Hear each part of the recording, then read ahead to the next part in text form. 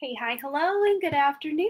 My name is Amanda, and welcome to the Done Creative Live. I hope you can see me. This says, oh, finally, there it goes. I'm like, it still says 0000, meaning the time hasn't started. But yeah, just give a thumbs up or say, hey, I can see you. Or put an 1111 if you can see me. Yeah, we got the light band going again today, but it's a little unavoidable, I think, when I sit either location in this office during the summertime specifically. Hello, IT guy. Hello, Amber. Welcome, welcome. Yes, today we are going to be doing our third eye chakra. I had to think for a second. Third eye chakra ritual. And in this case, we are going to be clearing any blockages to our third eye, just seeing what we can do to really enhance it, amplify it, set your own intentions. If you have any specific intentions with your third eye chakra, you can set those today. So that's what we're going to do. And we've got a beautiful little indigo blue colored candle today. And last week we did the throat chakra, and then weeks prior, even months prior, because I took a couple weeks off between the heart and the throat. But the throat chakra was kind of more this blue. So we got a darker blue going today. And then next week, hopefully everything goes according to plan and we can finish up this series with the crown chakra ritual. So for today, I'm going to go ahead and shout everybody out who's here, and then we will get into this.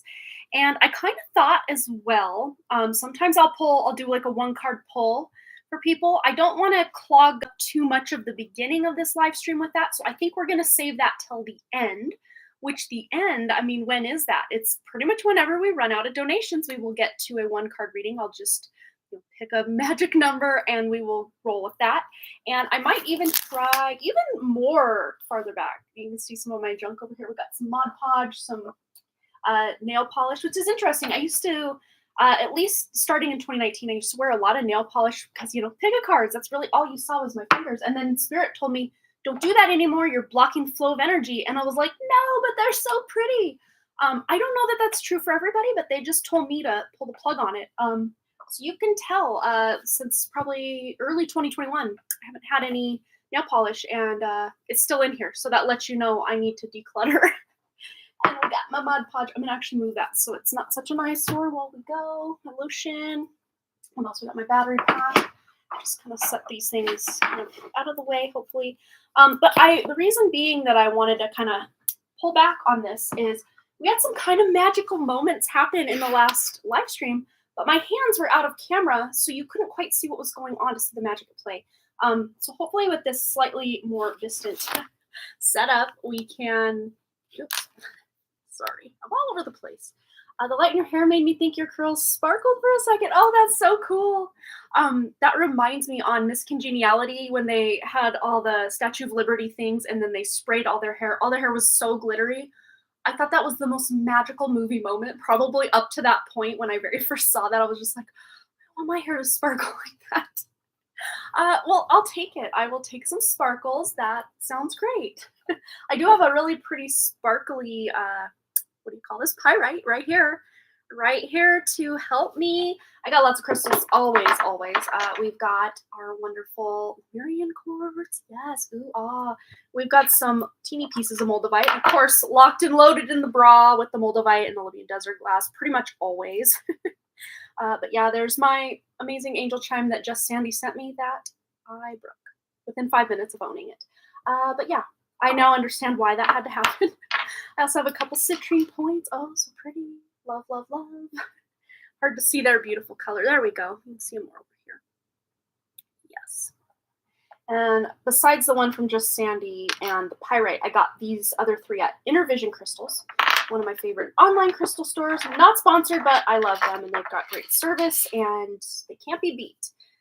Yes, I love the Pyrite. Just so glamorous.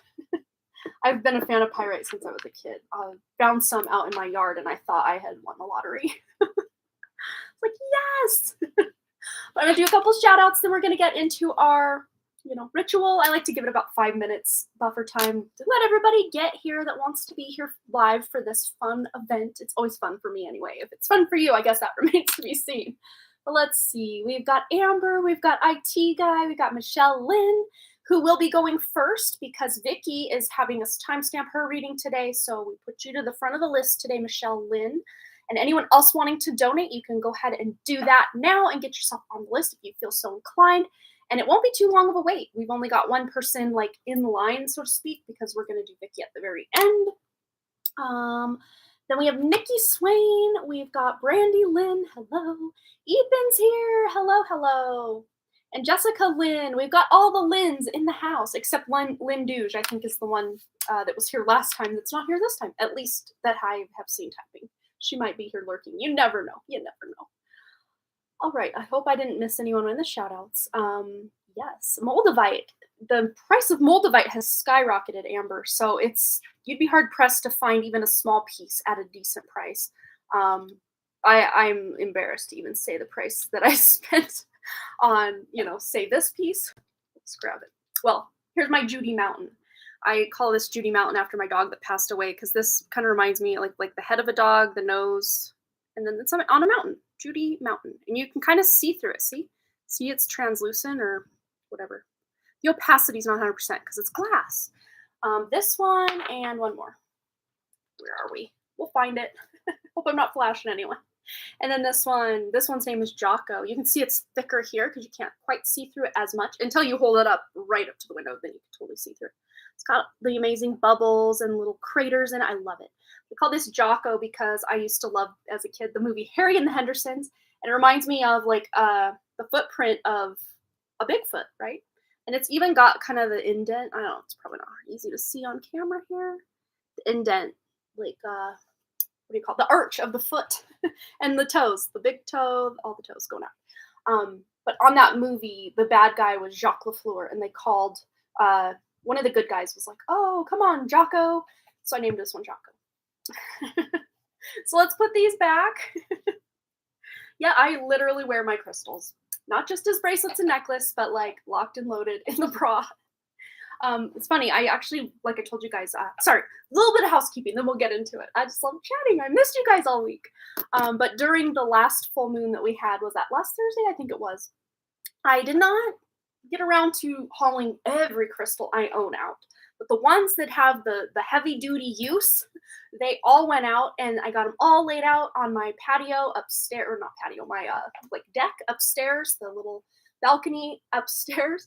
And then a huge rainstorm came through, so the wind was really bad, so I just laid a towel and then put some of these bigger crystals like this down to weigh it, because little pieces like this, I mean, not much wind will blow that little piece of moldavite away. So I'm like, but my crystals, I could tell that they were just locked and loaded, ready to go after that big cleanse and charge. And I actually washed, not this one, because you don't want to use water so much with pyrite. So I had to bring my pyrites and my optical calcite and my selenites in because I didn't want them to get destroyed in the rain. Yeah, I hand washed with soap and water, and even a toothbrush on my bigger amethysts. I really scrubbed things, cleansed things, cleared things, and then allowed the full moon to do its job. And I can tell the difference. It's like I've done it before where I'm like, do I even know the difference? Like I noticed, maybe just because I did a huge chunk of what I own as far as crystals, but not all of them. And the next full moon, I'm going to do the rest of them that I missed. There's a lot. Okay, so I've done the shout outs. We've kind of caught up and chit chatted for a minute. So let's get into why we are here, at least one of the reasons we're here tonight. So yeah, like I said, we are doing the third eye chakra ritual today, and we are setting the intention to clear anything that is muddying up our third eye or is interfering with our intuition, with any of our spiritual sights, senses, gifts, whatever that looks like for you, whatever you resonate as. What does the third eye mean to you? We're clearing anything that is messing with that, or a lot of things that can get that third eye clogged up is just hearing someone say something and you're like, oh, I wonder if that's true, or watching the news, or everybody's putting their opinion, their belief system on you, and a lot of times we can get cords and attachments and even entities. We could really go off the deep end and really talk about some things that can happen, just anything that crosses our awareness can gunk up our thought process and our intuition and all these things. But also, if we want to enhance any of those gifts, we can really focus on clearing, cleansing, and then enhancing or leveling up our third eye today. So yes, and we always put this at the for our highest good. This will not remove anything that is still acting as a lesson to you, or that anything that your your higher self doesn't deem appropriate to be removed. And of course, your higher self can even get in there and finagle things that we didn't touch on. We just leave it open to the higher self to come in and do what needs to be done, or allow what needs to be done to be cleared or enhanced or leveled up, or whatever the case may be. So that is our intention. We will set our intention, and we can even set the intention that I will learn. One of my biggest things that I need to do, I've really worked on my intuition. Now I really need to work on trusting my intuition. It's crazy because I can trust what comes through for me for other people. Like, I could almost put my life on it every time. Like, yes, I know this is 100% true and it's going to be great. But when it comes to making decisions for myself, or trusting that I should pull in this direction rather than this direction, I get fuzzy because I'm like, what if I make the wrong choice? It's like, it's not a mental process. It's more of an intuitive process. So I'm working on trusting the intuitive process, at least for myself. So that's going to be one of the intentions I set today. And of course, just to clear anything. So I'm going to light this. I'm going to quiet down and allow you guys maybe 30 seconds to a minute, however much time transpires. And the flame might be a little wild. We got the fan going because, summer vibes. It's very hot upstairs and the sun is right out the window there. So let's go ahead and light this up and set any intentions you decide. I'm going to quiet, and we'll let you and your intentions take it away. Here we go.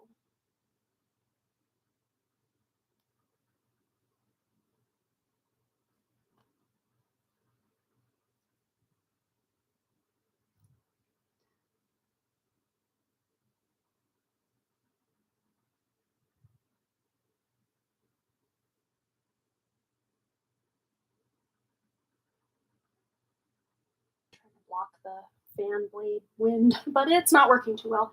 But it's gonna probably go down a little quicker because the fan is on. If there's no air movement, usually it'll take a little while to burn this down. Sometimes as much as 2.5 hours, depending, but this might be a lot quicker because the fan's on. But yes, we will let this burn out. Should this be going when we are finished and it's still going, I will just allow it off camera to burn down, but otherwise we will just allow it to do its thing. Oh, you feel pressure in your temple suddenly. It's working. I love it. It's so magic. And it sounds so, I don't know. It's like, wow, I playing pretend here, or it's like my imagination. Exactly. Kids have it right. Make believe and imagination is everything. Setting intentions is everything. Otherwise, we're just tossed to the waves of life. Okay, let me take a drink of water. And now we're going to do a reading about anything we need to know we've cleared, about what's leveling up, about just anything we need to know. I'm going to do that so we can hopefully see more of my hand situation. I will try to keep my shuffling. Yeah, I think this is kind of my natural position of shuffling. So we should be able to see the cards, and you won't have to just take my word that certain cards came up. Okay. What do we need to know, please, Spirit and higher selves of all of us? What do we need to know about this ritual we have performed today? Miss Intuition herself. High Priestess would be great here too, but man, that Queen of Cups. There might even be some emotional blockages that for some of us have been keeping us from accessing our third eye, or the gifts associated with the third eye, because of emotional trauma from childhood, or something that happened when we were children that scared us. So we shut that third eye down. Gotta get it shut down because it's too scary. Or someone told us, oh, that's not real, that's not true. And so we just oh, okay, I guess you're right. But we're really feeling into this. This ritual we just did, this is clearing a lot of that emotional baggage, or just trauma, or even emotional beliefs, or beliefs that we have even about our own spirituality, about our own soul, about whatever in that more spiritual capacity. that isn't serving us anymore. We're clearing this out. What else do we need to know? And then we have, yeah, more awakening. This is also releasing those judgments from the past where we maybe didn't make the best judgment calls, or we're kicking ourselves for not trusting our intuition or not listening to our inner guidance, or just wishing we could and kicking ourselves like, why can't I level up faster? We can cover all bases here because we are all on a different area of the spectrum, right? And this is about us leveling up, literally rising from the dead of the version of us that was past. It's like that snake shedding the skin. It's like once the body is no longer needed, the soul will shed the body will pass away, and the soul will continue on. That is what's going on here. And we don't have to physically lose our bodies or leave our bodies for this to happen. This is more of a metaphorical kind of analogy, if that makes sense. What else do we need to know? Yeah, so things are working. So if you do feel a little pressure in your third eye, or just some weird sensations, chills in your crown or even on your forehead, a lot of times I'll get the sensation that something's like almost touching, but not quite. It's like an energetic thing. Like, it's like, is someone touching me? When someone comes up behind you, like in a room or something, and now we really got the light going. Someone comes up behind you and you didn't hear them come in. You don't quite know that someone's there, but you could feel the presence behind you. We might feel something like, ooh, it's like lit up. How cool. We might feel something like that today. And maybe even little headaches, but you can usually talk to your higher self or spirit and just say, hey, let's hold the brakes on those headaches. I've been having a lot of headaches again, and it's not very fun for me. But a lot of times when I get a big cluster of headaches throughout the day, or more headache days a month than not, there's a lot of, upgrading or cleansing going on up there. And I can definitely tell the difference, because it's usually like 1 month is pretty bad for headaches, and then the next month I might have one headache the whole month, and I'm like, wow, I'm feeling good. Hello, Steffers. Constant headaches past 2 weeks. Yeah. And a lot of that does have to do with the geomagnetic setup, the Schumann resonance, solar flares, solar activity. Lots of things can contribute, I should say, to the headaches and even migraines for a lot of us. And of course, if you are ever feeling like, oh no, I should probably see a doctor, do it. I mean, peace of mind really is good to have. What else do we need to know about this level up, this ritual we just did? Clarity. Where we were confused before, we're getting that clarity. And again, sorry for the light in the face. It doesn't bother too much in the hair, but right when it's in the face, it's a little hard to see what's going on here. But yes, look, we have some clarity coming in, and just even good ideas. I think a lot of you might even like download like really good ideas or inspiration, or even your creativity or ways you want to express yourself creatively through things that have emotionally been really good for you or traumatized you. It's like you guys all of us in this collective, watching now and on the replay, it's like you use those things that have happened for you or to you to your advantage. Let's do this. There. You use it to your advantage as far as your creative projects go. You draw on the well of your past trauma, your past wins, everything in between. You draw on those emotional highs and lows of life for your creative endeavors, or even just to create the life you want in the now moment and in the future. And if that doesn't sound like you, that just might be something you're going to really start doing in the future because of this cleansing we've done. All right, what else do we need? Let's get one more of these, and we'll get a couple oracle cards in the mix here. Yes, look at this. And all those like attachments, to me, these are like thought forms, or buying this narrative, listening to that narrative. I mean, do these narratives all have our best interests at heart? I don't think so. So this is really clearing out some of those narratives. And I want to get a clarifier specifically on this Ten of Swords, because we're at an end of a cycle with maybe some things we believed, or maybe even those blockages. Like, we're at the end of a cycle where we thought, well, I'll never be able to connect with my spirit guides, or I'll never be able to do X, Y, or Z. But let's see. Let's get a clarifier on this Ten of Swords, please, Spirit. Yes, Queen. The Empress. Yeah. And this is really tuning into that more motherly energy, that divine feminine energy, to allow this energy to flow into and then through and out of the third eye, so that we can actually use these gifts for our highest good in this life and to help also benefit other people in our lives as well. Specifically, my mothers that are watching right now. This is really going to help enhance your that mother's intuition and also just knowing what your child needs. Do they need to have a conversation with you? Do they need you to leave them alone? You're just going to be better at gauging what your children need. And even some of you, it's like your parents, those that specifically that don't have children yourselves, it's like you're more in tune with your parent, specifically the more feminine aspect parent. So whether that is your mother that's the more nurturing one, or if it's your father that's the more nurturing one, we're going to take it as it resonates as far as that goes, rather than masculine feminine that way. But whoever of your parents is the more nurturing one, that's the one you're really tuning into and feeling like you're on the same wavelength. It's like you're hitting a pinnacle in your relationship that you feel like, wow, this is the best our relationship's ever been, and I can see it only getting better from here.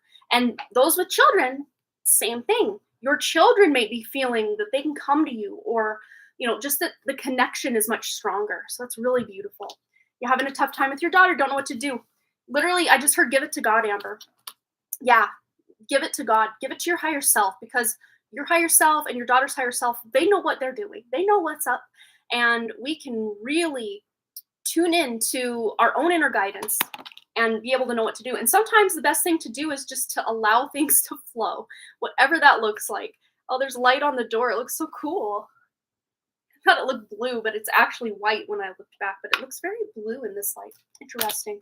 All right, let's get a couple oracle cards in the mix of this. Just anything else we need to know, any what's the word? Advice, inspiration, wisdom, guidance. What do we need to know? Ooh, openness. Literally opening our third eye. So those of you, and look, it's illuminated. It's very lit up. That moon is lit up, and it's a full moon. So between now and the full moon, which we just had the full moon last week, so it's going to be another 3 weeks or so, probably from about 3 weeks from tomorrow. Between now and the next full moon, you're going to realize how much you've leveled up with just knowing things, with intuition. And I'm even seeing that someone that's watching right now might even feel some sort of pop or buzzing within that, not even just right at the forehead point, but like, in the middle of the brain, wherever that pineal gland is. You're going to feel something going on in there, and it might tickle a little, and it might be like, I wish I could scratch my brain right now. It might feel kind of weird, but it won't last that long. So if that kind of skeeves you out, don't worry. You're opening this third eye, and it'll feel fine. And those of you who have been afraid for whatever reason, remember we were talking this, maybe shut things down when you were younger. You're not going to be afraid moving forward. So if things open up, it's not going to be too much too soon. It's going to be a gradual increase to something that is comfortable for you, because your higher self is in charge, and your higher self knows you better than anybody. Better than anybody knows you. And they're going to be able to tailor this, opening specifically to you. All right, let's get one more word of advice, wisdom, guidance. Anything we need to know about these blockages, just whatever. Yes, we are changing things. Look, we are open to change. Changing our ways, changing our belief systems, changing the ways maybe possibly that we connect to spirit. We're just shifting, changing, and doing a lot of just different stuff. Maybe you're trying new hobbies, or to me this is very childlike, very whimsical. Maybe you're trying new whimsical things with your children, or with your art. One thing that has really helped me connect to my inner child lately, just yesterday, I guess it was yesterday, I played Sim City. I think that game came out, the original game came out in the early 90s, but I'm talking one of the more recent Sim Cities. I think it came out in 2013. But I haven't played a Sim City game since, Boston might have not even been born yet. it's been years. And I'm like, I just feel like gaming. I feel like getting back in that. And I know me, if I were to just play Sims, which is, kind of a spin-off of SimCity in a completely different way, I just get immersed in that game. So I'm like, I'm going to do something that I can easily push pause and walk away from and then come check back. I just can't limit myself that way when I play Sims. So I'm like, I'll compromise. I'll play SimCity. And it makes me feel so alive in different ways than just, doing the day-to-day grind and feeling like I have to, be on all the time. And I've allowed myself to just kind of turn off and tune in to what makes my inner child feel good. And another thing I've been doing is I've got some sea monkeys. That's something I did as a child, and they never ever made it to adult stage because I would always end up spilling the tank on accident, or my brother or sister, one of us would spill the tank of sea monkeys, and then RIP sea monkeys. But I've been having a lot of fun. Probably spent way too much money with the lights and the air stones and keeping everybody happy. Oh, the little heating mat that I got for stuff like this. So this is about tuning into making changes, not to go back, not to try to relive a moment of our lives, but to maybe re-examine something we used to do or used to enjoy and just incorporating it into our life now in a different way.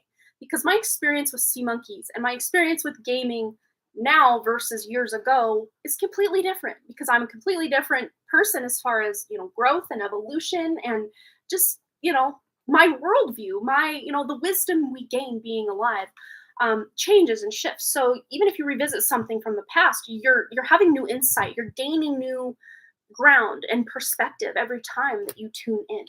All right, I'll get one more word of advice. Oh, I'm signing up for a workshop in energetic tools to bring abundance into my life. So if anyone is interested, I'd be happy to share the details. Oh, that sounds cool. Yeah, share away. That would be awesome. All right, any words of advice or wisdom or guidance about clearing this third eye, this ritual we have done today? Please, Spirit, let us know. What do we need to know? We got two right here. And then right after this, we're going to jump right into Michelle Lynn's question. And as far as I know, that is the only other donation besides Vicky, who's kind of waiting in the wings for tonight. So if you would like a question answered, you can always donate. Otherwise, we will get you next time. But we have the weasel. Be silent, pay attention, simply observe with your eyes, ears, and physical feelings what is happening inside and all around you. And I would say not just physical feelings, but our spiritual senses as well. And we're picking up, because of this clearing, we're able to pick up at like the nuances. Maybe someone will say something that sounds cordial, but like the undertone of what they're saying, it's like you can intuitively pick up that maybe they're not happy to do this thing for me, or maybe I shouldn't ask that person to whatever. You'll know whatever's going on. You'll be able. This is kind of like having a lie detector built in, and just being able also to attune to other people's needs, not just our children or our parents, that we got into earlier with this Empress here, but just other people that we love in our lives. And maybe people that we don't love so much, just tuning in and realizing that, ooh, those words don't feel good. I don't think they're being genuine. Or, wow, I think they are really hurting right now. Maybe I can send them a bouquet of flowers, or, whatever resonates with that. And then we have the blue heron. Make a stand for what you believe in and do what feels right in spite of any judgment or disapproval from others. And it's very funny, we got the word judgment, and we also got that judgment card that popped out as well. So I think this is very interesting, kind of coming full circle to the beginning part of our little reading here. But yeah, this is making a stand for what we believe in. And some of these beliefs, or, the things we're taking a stand about, may have shifted, may have changed as a result of us doing this little ritual today. For the better, obviously, and of course, changed for the better. All right, so that is our collective reading. And stick around, because we will be doing a one-card pull. Remind me, though, because this is not something I do all the time, and I don't want to, I'm not going to purposely forget, but I don't want to accidentally forget to do this. If it's like just in 20 minutes or so, I probably won't forget. But if it's an hour, hour and a half, 2 hours, depending how long the live stream is tonight, you never know. It could be an hour, it could be 2 hours, it could be 40 minutes, probably more than 40 minutes, because we got 2 questions at least that we're going to get into tonight. And then I will pull cards, but remind me if I forget. We'll just do a one-card pull for everybody who will be here at that point, which I guess that's half the fun, is just to hang on and see when that point will be. All right.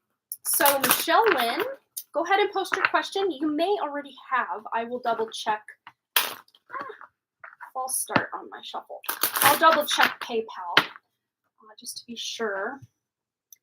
Sometimes she will leave her question. It looks like she did leave her question. Okay, and then Vicky, of course, left her question, because we are time stamping that one for her, which I got to remember to do. Notepad and pen. We will get Vicky's question Time stamped when the time is right. Already have her name, and I'm just going to cross out last week's. There we go. Yay. Okay. So we are ready to go. Question is posted in PayPal. So we head over to my email. And yeah, it's cutting my head off a little bit right now, but that's okay. I will scoot back once we get going. I think these contacts are on their last legs. Everything gets very cloudy if I don't blink enough. I think it's time to retire these ones and switch to a new pair. Okay, so Michelle Lynn says, I was watching my readings from a year ago, and I remember you mentioned I could be closing out a cycle when it comes to health issues in September. Will I finally be done with this eye situation and feeling healthy again this fall? I want to feel good in my body again and finally date. Date is all in caps, and I love it. I'm tired of feeling off and not putting myself out there in love. Is there hope for me this September or a understanding of what is going on inside of me? I am trying to detox again all in caps, but I feel like I'm doing something wrong. I even stopped coffee. I just want spirit to help me. I just want to feel healthy and happy again. Okay, that is, yes, we will really tune into this energy for you, Michelle. And I'm already getting kind of downloads. I want to actually do a reading, of course, not medical advice. Seek a doctor, professional. This is not medical advice for entertainment purposes only. Disclaimer, we already know this. But I want to tune into the energy of what can actually get you over this hump. But one thing, it's very interesting. We could take, the example of lack mentality and apply it to anything.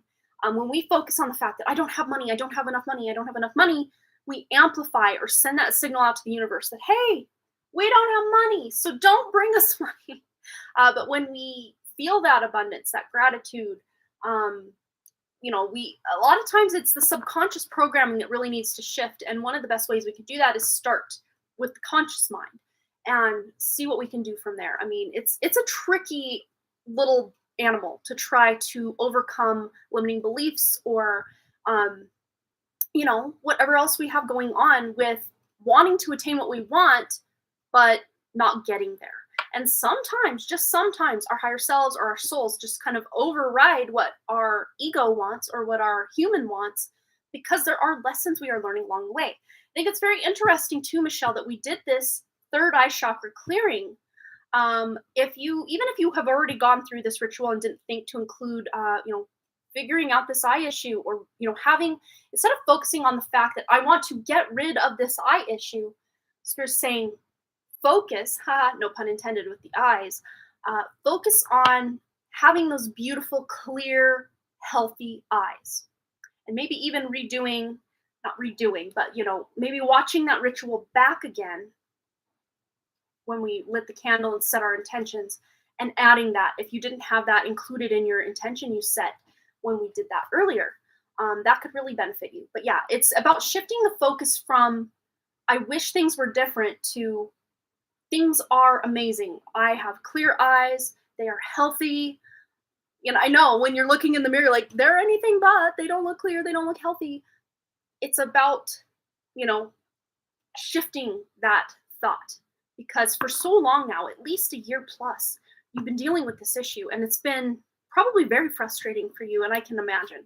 But let's just see what Michelle Lynn needs to know about clearing this issue once and for all, to be able to put herself back out there, and just anything she needs to know, steps to take, or words of wisdom, advice, anything, Spirit. We throw her a bone, please. Okay. I feel like Barack Obama. Okay. I love this because, yes. So first and foremost, things will be more balanced soon as far as whatever's affecting this or creating this issue for you. You're going to find a way to balance it.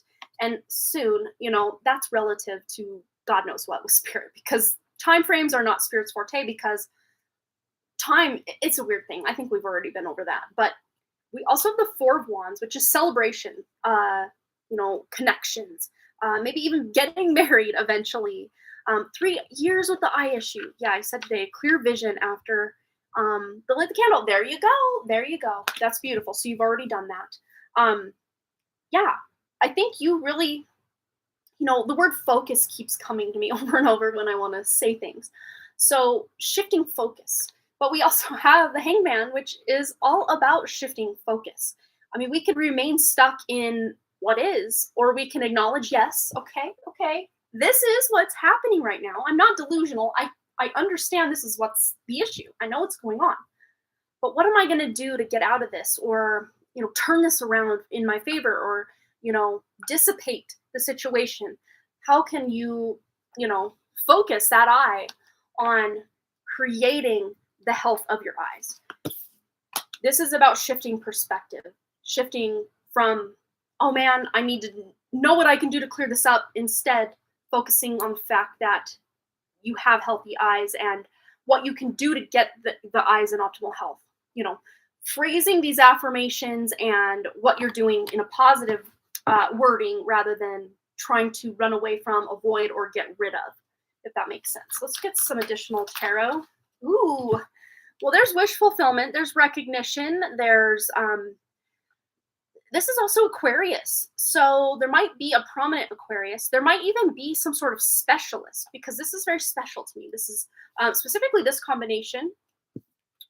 This to me is an authoritative person, or an authority figure. Could be a specialist. Because it's interesting, because there's your regular, I don't know a lot about eye doctors, but there's optometrist and there's ophthalmologist, I think. Don't quote me on that. I might have that second word wrong. I don't know. I know there's two different types. Ocular something or other, quite possibly. I don't know. But maybe going to not just a general practitioner type of doctor, but finding some sort of specialist that can actually, there's maybe even some sort of prescription eye drops or something like this.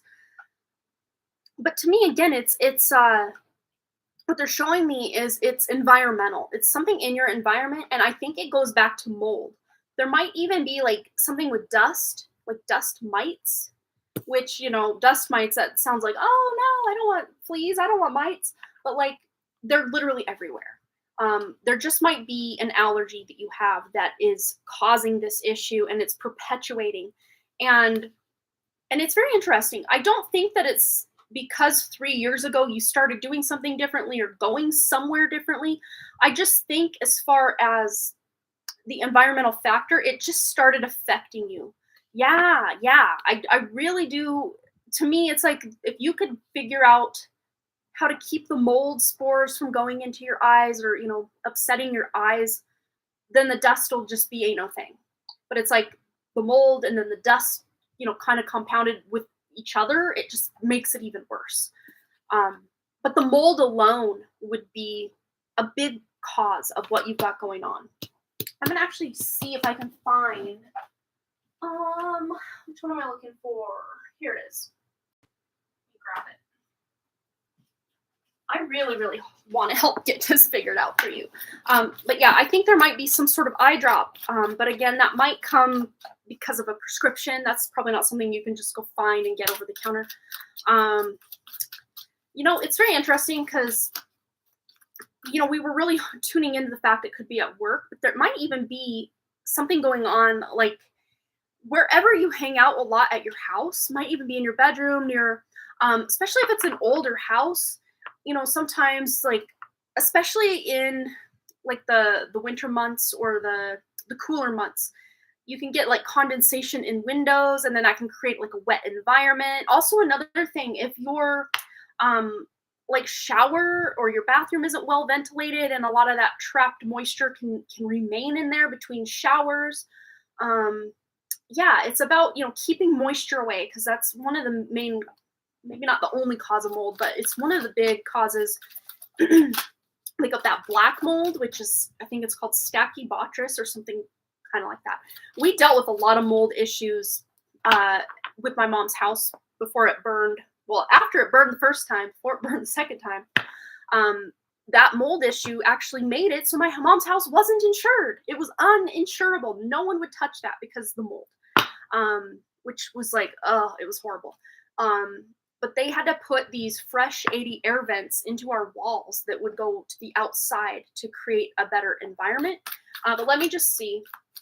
Any advice or wisdom as far as, doctors or treatments?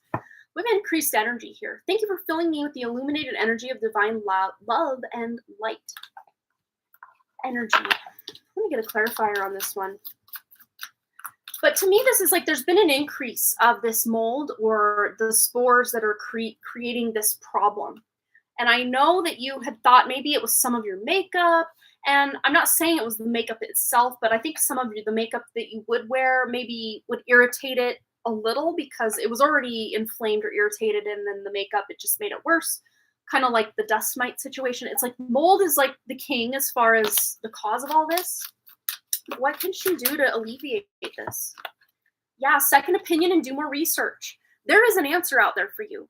But again, Spirit's going back to the fact, kind of like with this back injury you had, there's major learning lessons that you are gaining from this. And yes, problems are just opportunities for growth, right? As I'm always saying here, doesn't mean in my own personal life that I'm like, yay, a problem. It's an opportunity for growth. No, I'm like, damn it, a problem. I know, Spirit, it's an opportunity for growth, but it doesn't mean I have to like it.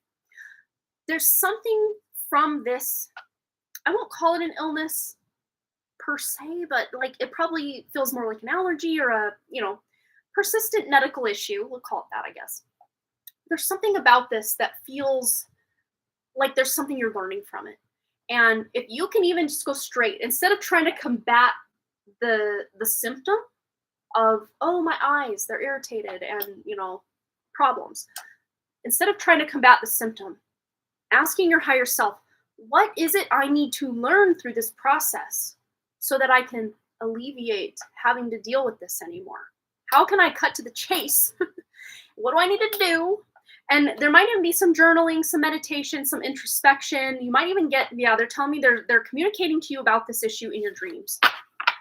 But I wouldn't say it'd be a bad idea to go get a second opinion or, try to figure out some sort of specialist or even call, the hospital and just say, I've got this issue. It's been persistent for 3 years. Who would I go to for something like that? Because I personally don't know. I would assume it's some sort of specialist, maybe even allergy department. I don't know. Is that even a department at hospitals? I have no idea. I don't know those things. But let's just see any words, wisdom, advice, because Michelle wants to get back out on that dating scene. She wants her life back. She really would love to be able to get this figured out.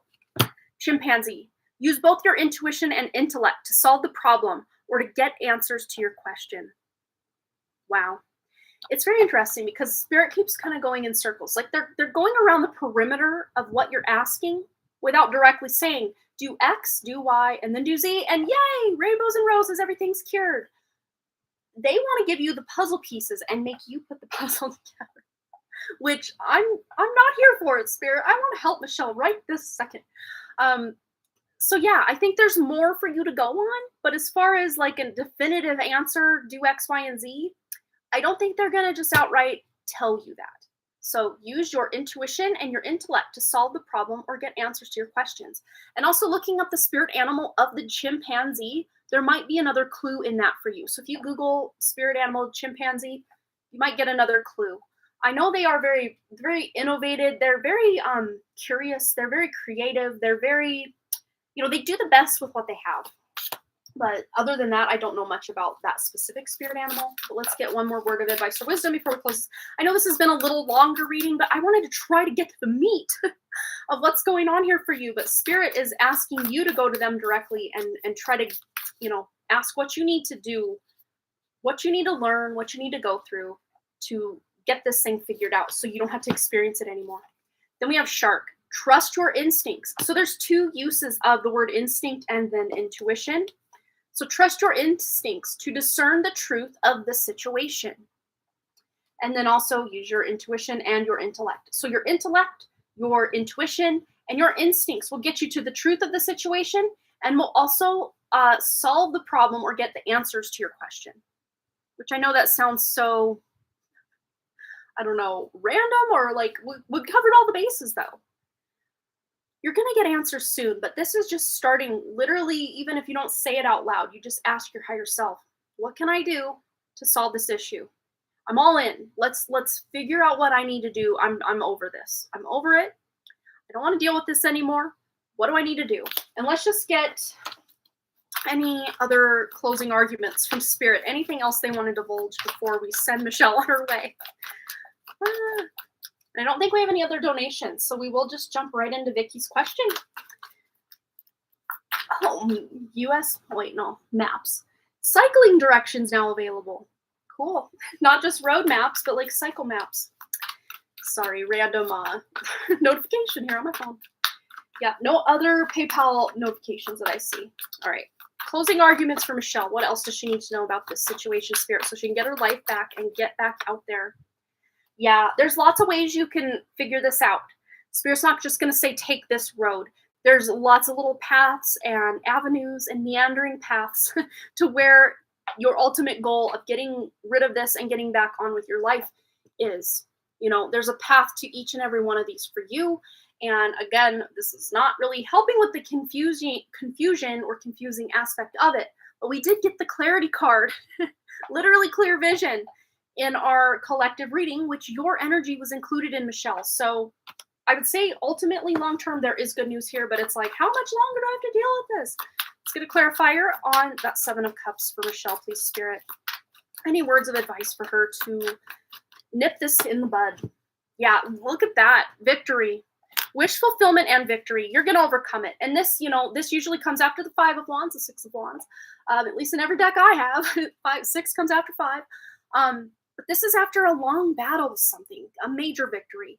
And wish fulfillment, to have this combination in your reading, paired up also with this and justice, this is huge. You're going to overcome this. It's just a matter of how, when, and what to do to overcome this. But the keys, the words of wisdom or guidance, were to trust your instincts, your intuition, and your intellect to solve this issue, because you will be able to figure it out. They're showing me like MacGyver. It's very interesting because the chimpanzee, I'm like, they're very, they figure things out. They do the best with what they have. MacGyver, he'll like create a bomb with like chewing gum and a piece of wire. I don't know. You're going to find a way to either find the right people who can help you nip this in the bud once and for all, or figure out the magic code of whatever this is trying to teach you. You're figuring things out. Yeah, so I would say there's potential for this to be at work, at home, and even just anywhere else you go. It's just you're very, I would say, susceptible or prone to having irritation from this specific type of mold. And again, I don't know a lot about mold, so I can't really even point you in the direction of, but as far as in places you spend the most time, I mean, you don't have a lot of control over the mold situation at your work, but as far as where you hang out in your home, hang out in your home, or hang out here in your home, you do have more control over that, I guess. Yeah, so cleaning out the moisture, I think, is number one key, and maybe even getting, an opinion from a specialist or some sort of allergy doctor about, a prescription eye drop, or, but again, that's treating a symptom rather than going to the cause and removing the cause of this from the root. So yeah, but you're figuring this out because you had the victory and the wish fulfillment. So the how you're doing it and the when and what you'll do to overcome this kind of, I guess, still remains to be seen, Michelle. Which, I'm sorry, I wish Spirit would just say, do these 3 things and voila. But they never do.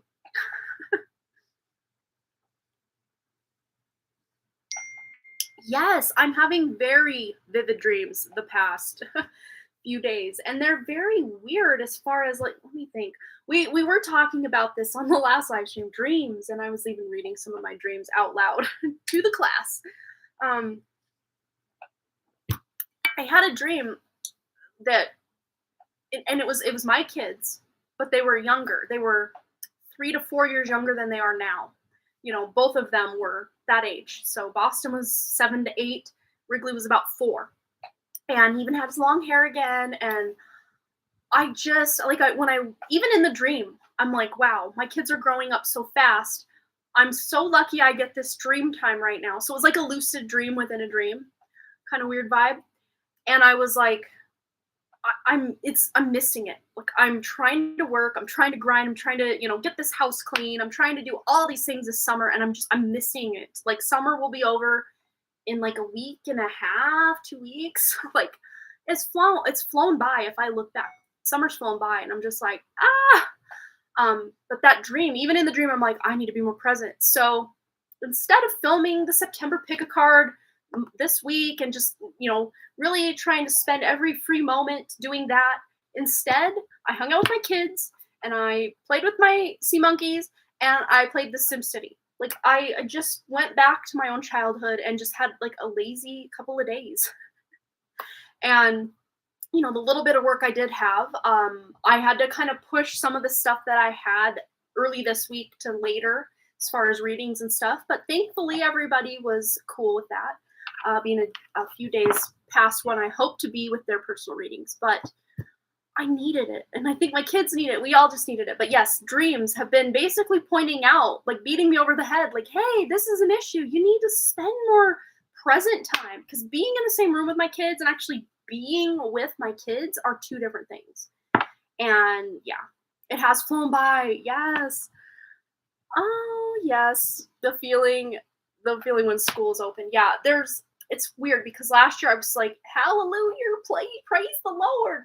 School's back in action. And now school's not back yet, but I'm already kind of like, oh, here I was kind of griping half the summer that like I don't have time to do any work or, really dive into all these work projects and, 2 pick a cards a week and 2 live streams a week.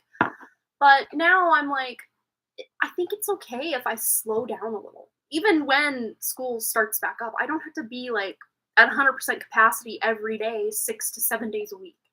I don't think I can sustain that long before I crash and burn again. And I made it a long time this last time without crashing and burning, but I know that dream was telling me, hey, this isn't good. You need to really figure things out. Oh, Amber has donated. Okay, so we will jump into Amber's reading next. What do I need to know right now from Spirit, please? Also, thank you, Spirit, for having my back. Yes, Spirit has all our back, even though at times it doesn't feel quite like they do, but they do. They do. We'll all laugh about it when we're all back on the other side. Like, oh, remember that one time? Oh. Yeah. And think of even the most dark nights of our soul or the worst things that have ever happened to us, ever, in this incarnation. We can look back and still be like, yeah, that sucked. Glad I'm not there anymore. But a lot of the times, even those really nasty breakups or shakeups, wake-ups, deaths, we see some sort of silver lining when looking back. Sometimes we can see a silver lining, or sometimes we're even grateful certain bad things happen because we would never be where we are now or the person we are now if said things hadn't happened. And I know though maybe one sticky point of that would be if we lost a child or, a loved one. The silver lining on that is like it's so bitter, it's not sweet at all. But we still are left with the memories of those, that have passed away. The good memories, and of course the bad. But yes, okay, so let's see for Amber. Message from Spirit for Amber. What does she need to know right now? And whoever donates next will be next on the chopping block. I like to call it that. And then we also have Vicky's reading, which I will timestamp and hang out because we will be pulling one card for everyone who's here when we're done with all the paid readings today. What does Amber need to know, please, Spirit? Well, this one's just finagling its way out. So you're making some plans. If you're not at this stage yet, this is very near future for you. Maybe even between now and the new moon, which is about a week away. Give or take a day, about a week away. So maybe even during that new moon, have a little ritual, light a candle, write some things out, set some intentions, and then release them to the universe. You can even do it now. You don't have to wait for the new moon. But if you want to make a big to-do about it, you can even do like a new moon meditation or a planning kind of meditation. You're making plans, 3 things I want to do. Well, see, you've already got the ball rolling. So let's tune into these plans Amber's making. And just anything else she needs to know. What do we need to know specifically about any plans Amber's making now or in the near future? Because they really want to highlight these plans. They're excited for you. I can feel the excitement. Look at that. Happy family. So these plans are actually really going to help you with your family unit, or even extended family. There's even connection with those who've crossed over, your mom. Just feeling a deeper connection with these people, all the people in your life. um, but these plans are for a better life for your family or certain family members, maybe specifically you and your daughter. But let's just see anything else. Amber, yes, mother. This specifically is having to do with the mother-daughter relationship and also your relationship with your mom, which we've already basically covered all of that with this. And maybe some of the plans you have include trying to connect even deeper to your mother. Hello, Michelle De Leon. Welcome, my dear. Wow, look at this. Then we have the Queen of Wands. So this is really getting your groove back as far as motivation and drive, desire, creativity, passion for life, passion for, work, passion for play, passion for just being alive. You're really tuning back into this. And then with the Ace of Cups, this is falling in love all over again with life, with yourself, with your daughter, with, whoever else. Doesn't have to necessarily be certain people in your life you have to re-fall in love with, but the people that matter. It's like that strengthening of connection. I mean, this is a beautiful combination right here. The Ace of Cups with the Ten of Cups, and then we put you in the middle of that, because this is really, to me, this is representing you. This is also representing you, but also your mom. So it's that like feminine, divine feminine energy that you're bringing. You have plans to really bring online. Number one is enhancing your painting technique. Well, there's that passion and creativity right there. And number two, your part-time job. And then three, do the spiritual course. You're right on it. Yeah, I would say all of that is really great for you to spend your focus and your time in these directions. But let's just see. Where are we going? Oh, I'm going to go this one. Any words of advice or wisdom with these plans she has? Oh, you're sick. You got the sickie. You got the sicky that we cannot mention for fear of being shut down. The virus that shall not be named. Aw. It's okay, though. It's almost gone. Oh, well, that's good. Oh, Amanda Key sent a donation. Okay, so we have your treasure chest. An unforeseen windfall of new abundance comes to you now. Look at that. Oh, you didn't miss it. If you did miss the ritual, guess what? You didn't miss it. You can either pull this little red slider back to the beginning of the live stream. I think we started maybe after 6 minutes in or around there, to do the ritual and then the reading that goes with the ritual. And then I'm also pulling a card at the end. Once we're done with everybody's questions, I'm going to do a free card for everybody who's still here at the end. So you didn't miss anything, my dear. But yes, Amber. And then we have the wait card. Don't rush into action right now. Bide your time for better results. And this is not for all of it. This is maybe they're showing me like a tree that's growing branches or growing roots. It's like you have these amazing plans that you've, set roots on or taken action on. So yes, but there may be certain, branches of, say this job or what was the other thing you were doing? Oh no. Oh God, I have major chills. I'm going to do that abundance course. Yes. They're telling me that was a big green light. Do that. Yeah, the abundance course, and then the other thing. Oh yeah, enhancing your painting technique. So specifically with that one, they're telling you to wait, not to paint. No. You can dive right in and get going on that. But there might be new techniques. It's like once you start one technique, it's like opening a box, like Pandora's box of creativity. And you're like, oh, I want to try this, and I want to try that, and that, and that, and that. You might overwhelm yourself if you try to do too many new techniques at once, or, so just kind of start slow and really work on one thing before moving on to something else. So specifically that wait card is for, trying to do too much too fast with your technique. But as far as your job thing and the spiritual course, green light, go. All right. Any other closing words of advice or wisdom for Amber, please, Spirit?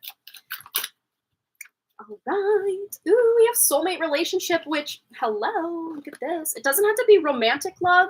I'm really feeling this is like a soulmate, like a soul sister, or just a strengthening of a spiritual connection with someone that's already in your life. Could even be a new person coming in. I'm actually kind of reading it as both. I mean, why couldn't it be both? But also your own spiritual connection to your higher self. You're really getting that deep connection that you may have craved for a very long time. But yeah, like I was saying before, falling back in love with life It says new romance with a spiritual basis is here for you now. And that romance could be the love for yourself, the love for your child, the love for painting, just the love for life in general. Your life just feels more fulfilled and exciting coming up because of these plans and you taking action on these plans. Things are just really, really picking up for you. Yeah, it definitely could be the daughter's friend's mother. Let's tune into that energy of the daughter's friend's mother, the person that Amber's thinking about. We don't even need her name. Yeah, this woman might be going through a lot right now, financially, mentally, emotionally. What else does Amber need to know about this daughter's friend's mom? Yeah, but look, she's at the end of that cycle, and this could be the beginning of a really beautiful new relationship with you both. But yeah, they're really saying emotional and financial hardships going on in life. So yeah, it's like you guys are really, helping lean on each other, like kind of almost like, oh, there's no chair to be found, but if we both sit on the ground and we lean against each other, it's like we got a chair. It's like you're finding ways to connect, even if the circumstances surrounding, her finances or whatever aren't great. She's still finding a wealth with you, with a relationship, a connection. Yeah, there's a lot of love and a lot of connection. This could even be you and her, like friends, and then her and your daughter and her daughter friends. Like this is a very friendly, like soulmate kind of energy, but not in like a romantic way. Just very friendly, very sisterly kind of energy to me. And that's really how I read it from the beginning. So yeah, I would say you're on the right path with that. All right, Amber, I hope that resonated for you. Thanks again for your lovely donation. I hope that brought you the guidance you needed. But yeah, your plans, you've got that clarity. Your plans, you've already kind of set some of them in motion. Keep on going. But, if at any point you feel a little overwhelmed, it's okay to pull back a little bit because there are, not everything has to unfold right this second. And I think you know that.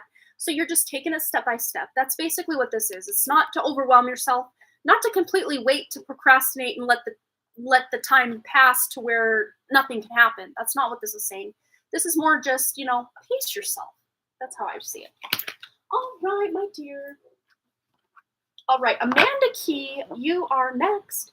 It's funny, it's just saying that because my maiden name is Kiefer, Keefer, but I used to be funny and spell it Keyfur, like key, like a key to turn in a lock, and fur, like the fur of a dog.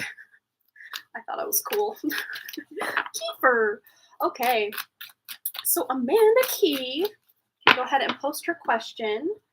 And then we will also have Vicky's question, which we will timestamp. So anyone else that wants to get in, we're kind of, I think wrapping toward the end of this. I'm feeling it. What are you guys feeling? I'm feeling you guys want your one card read. Ooh, I just got chills. Maybe someone is trying to come through. I don't know. You just never know. I love that you guys are having such a fun conversation. I have no idea what it's about, but you're saying something about games are amazing. I love games. Right. I'm totally, like, you can see it's like criss and cross. Crisscross, let me get jump. Anyone remember that song from the 90s? My brother used to be obsessed with that song. He'd play it on, I won't even say repeat because it wasn't possible with a tape. You'd have to rewind it and then hope you got it toward. But here's the deal. My 80s, 70s, 80s, 90s, even before babies that were like all up on the cassette tapes, were any of you so good at remembering how, just the rewind time of your song that you could almost always, like I got it down to a perfected science. I could just push rewind and then stop play. And almost always I would be right where I needed to be. I don't know if that was intuition or I just somehow subconsciously remembered how long every rewind would be. Anyone else? Steffers remembers.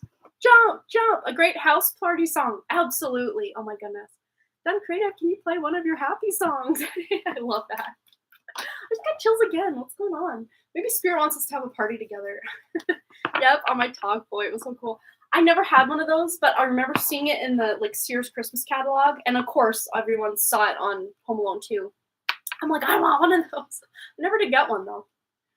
Oh, Oh my gosh, I would love to have a party with you guys. Maybe once back to school's, full swing, we can just have a hangout party where we don't even take donations. We just hang out and maybe just pull some cards and talk. I don't know, that'd be fun. You just talk about whatever topics come up in the chat, and I can go off on like a 43-year tangent.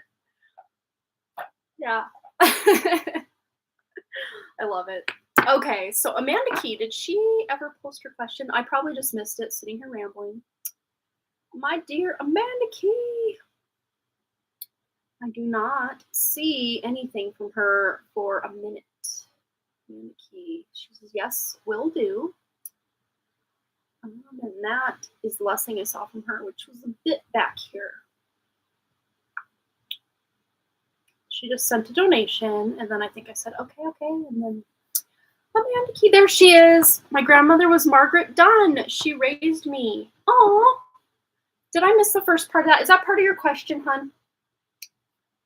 It's your turn, Amanda. We're going to get into your question.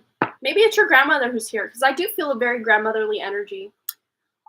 Maybe she wants to help you with the unemployment. Margaret Dunn, how cool. That's very interesting. I'm talking about my maiden name, and then you got that. Maybe she's lagging behind. I don't think she's made it this far into the... I hope Amanda is up to date. Because sometimes if you jump out to donate and then come back, you are that many seconds to minutes behind. Can someone maybe ask her if she is making sure she's up to date? Because I don't think she was lagging. I don't think she knew I had asked the question. I don't know. Maybe she's here.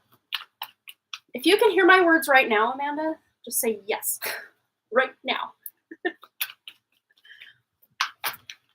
Okay, so she's working part-time. Her question is regarding employment. All right, what does Amanda Key need to know about her employment? She's currently working for part-time. Ooh, well, things will be shifting quickly. And I think you did donate for a one-card read, but of course I always go a little more in-depth than just one card.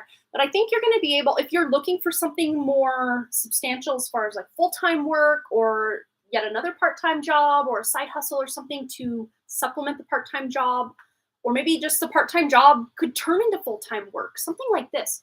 But there's some quick movement, and there's a lot of communication coming in regarding this job. Let's see, what does Amanda need to know about her employment situation? Ooh, yeah, I really do think this might be a new opportunity. New job completely. A new job is just coming out of the blue, or maybe it's something you know about, but like it's coming at you quick. And you're like, yes. But this is something that's got the potential, because of course, I mean, this is just but a potential. But this is an opportunity. The opportunity will die if we don't take it. That's kind of what I get. I feel a void about my future career, loving the work-life balance. Yeah, let's see. There's something you're starting anew with. This even could be your like daily routines or just kind of the way you balance everything. But things are shifting quickly. Once you make up your mind to do something, Amanda, you're going to be able to either balance or shift or block right, block left, do what you need to do to get, that void that you're feeling, to kind of avoid the void.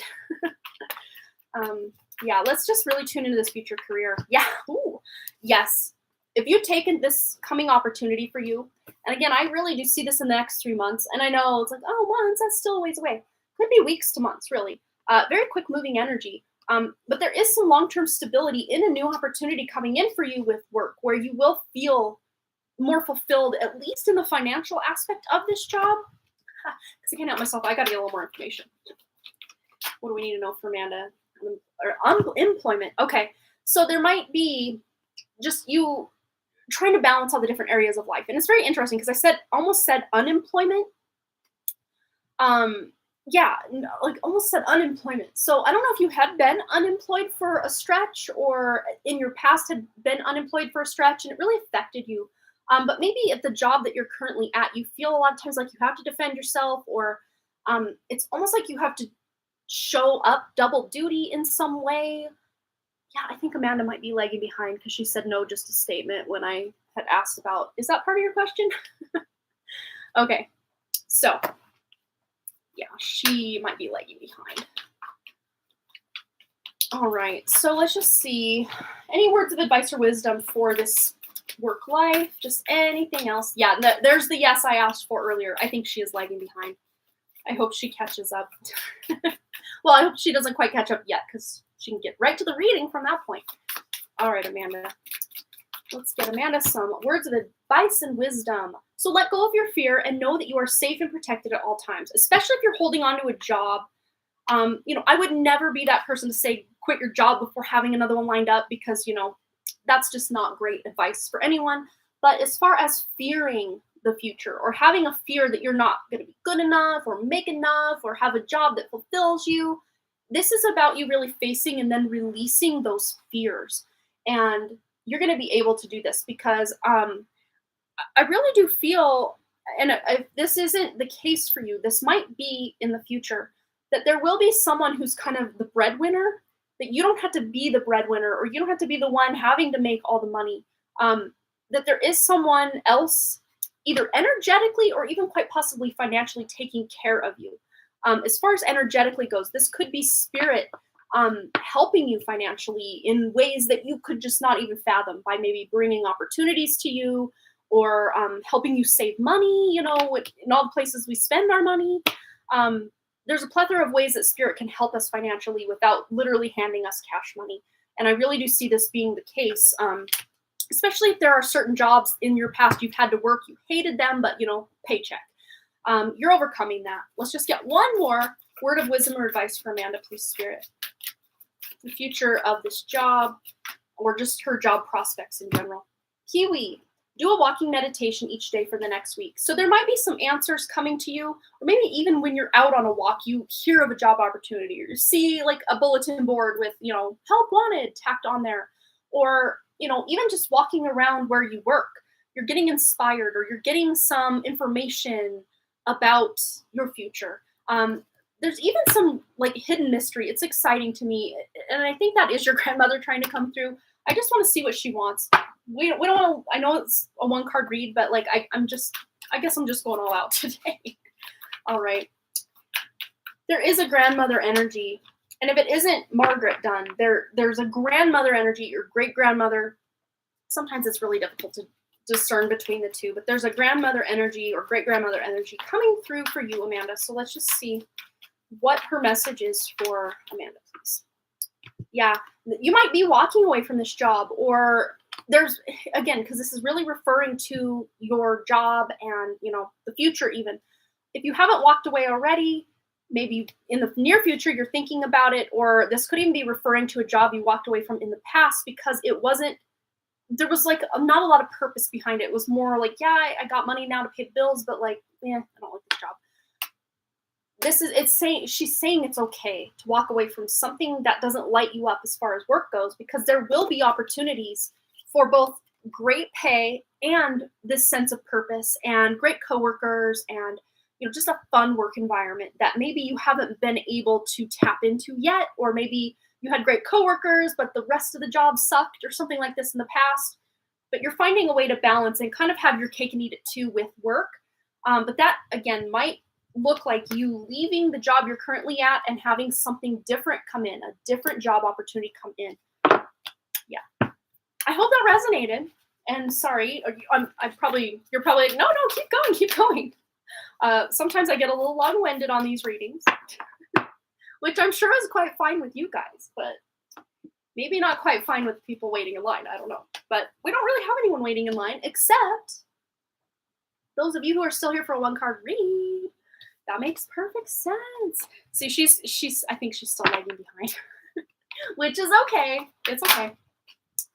We've accomplished the reading and she will get it in divine timing. That's how I see it. All right. Big hugs. Thanks again for your lovely donation, Amanda. And I'm wondering, I think we're going to do Vicky's question since we're here and it is part of our lineup, so to speak. So timestamp 1:13:56, 1 hour, 13 minutes, 56 seconds for Vicky. And you're so welcome, Amanda. I just saw that come in. Oh, you made it for the 1-card read, Linda. Yes, we're going to dive into Vicky's 1-card read real quick, which the 11/11 1-card reads are never 1 card. They're never 1 card, but they're advertised as 1 card, but you always get more. Because Amanda, can't help yourself. That's how that works. All right, Vicky wants to know. I will have to scroll down to find out what Vicky wants to know. Nope, it's not showing up over there. So I'm going to go to my email to figure out what Vicky wants to know today. And sweet, dear, amazing Vicky wants to know if she can have a one-card reading regarding work and healing I need to do on my chakras. Any work or healing I need to do on my chakras. Thank you as always. Ooh. Okay, so we will do tarot, but I also, within arm's reach over here, have our chakra love cards. So we will also get into that. And the cool thing about these is they also have a crystal association. So we can give you some crystal suggestions right along with the reading. And I'm going to go back to the camera view. Okay. So you can see the cards flip. I think it's just more fun than them being hidden down here and you're just taking my word for it. Okay, here we go.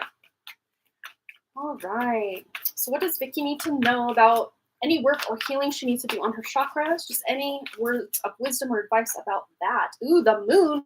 I'm really seeing this as intuition. So third eye, you've come to the right reading, the right place today. I'm sure, hopefully, maybe, if you would like to check out the third eye chakra ritual and then collective reading toward the beginning of this live stream, Vicky, you are free to have at it.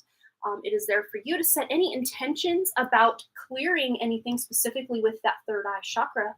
But this is going to help enhance your intuition, or there might even be, they're really pointing out right now, they're showing like a gray cloud. It's not a black cloud, so that's good. But like a gray cloud surrounding you being able to trust your intuition. It's like you're very intuitive, and kind of like I was saying at the beginning during that ritual about how I can trust my intuition for other people, but a lot of times I get real wishy-washy on trusting it for myself. So yes, this is you being able to clear this third eye chakra. So third eye is one that you could work to heal. Let's just see if anything else wants to come through specifically about this third eye. And there might even be some fears you have or had in the past that maybe you have overcome, but subconsciously there's still something lurking beneath the surface a little bit about opening the third eye, because some people, there's some kind of clickbaity titles about the third eye on Facebook, maybe on Facebook, but specifically on YouTube about dangerous, don't open your third eye. But then you watch the video and it's like, yeah, there's nothing to worry about. It was clickbait. But yeah, I know way back in the 90s when I heard about third eyes and I wanted to open my third eye, I'm like, didn't realize a lot that it was already open, and what I was experiencing wasn't just your run-of-the-mill, I don't know, third eye experience, that I saw beyond what a lot of people around me would see, and I just assumed everybody could see the things I could see. But there might have been something that happened in your past that you got scared about, maybe you saw or heard something spiritual and it scared you, or they're even showing me like you might even be afraid that you'll never be able to reach some sort of pinnacle or peak with your spiritual gifts, but you will. You're overcoming any limiting beliefs with your third eye, or your intuition specifically too. Any other words of wisdom or guidance, and then we'll draw a chakra love card. Ooh, 9 of Wands. Yeah, you've put in a lot of effort and work with your chakras. But this is letting me know too, there might be that you're just wanting to tune up and really refine all of the chakras. And we've got, she's wearing, just really double check. Okay, so that's an orange coat. So she's wearing an orange coat. Oh, that might be too, I think we're okay. It's a little, what's the word, kind of pixely, because we've got a high ISO going right now, or ISO, if you're in the photography game. Yeah, so your solar plexus and your sacral chakra. So that's your confidence, self-esteem with the solar plexus, courage to, live the life you want and do the things you want and say the things you want. And then also with the sacral, that is your creative energy, sexual energy, which doesn't have to be sex. It's, creative energy, creative life force. Yeah, so maybe just brushing up on some things with that, clearing some things off that. Hello, you've been in the background. Hello, Marlene B. Welcome, my dear. All right, so let's see for Vicky, any chakra messages, guidance, wisdom, anything specifically that needs a little bit of work or help for Vicky. Oh, we got 2 crown chakras going on here, which, it can get a little muddled when we're talking about intuition. Is that crown? Is that third eye? Is that sacral? Like, what is it? What is it really? Who knows? But yes, we have here meditation and calmness. So meditation can really help get you aligned, so to speak. But the crystals we have here are rainbow moonstone and howlite, which in my experience are both pretty inexpensive crystals if you don't already have them. And howlite, a lot of times they will dye it kind of that greeny color to make it, they call it turquoise, but technically it's actually dyed howlite because turquoise is actually a little more, rare than it used to be, or, harder to come by. But meditation says to see more clearly, which, yes, with that intuition, to see more clearly, close your eyes. So just, meditating can really help enhance your intuition and your third eye, your crown, and all of that. And we also have calmness.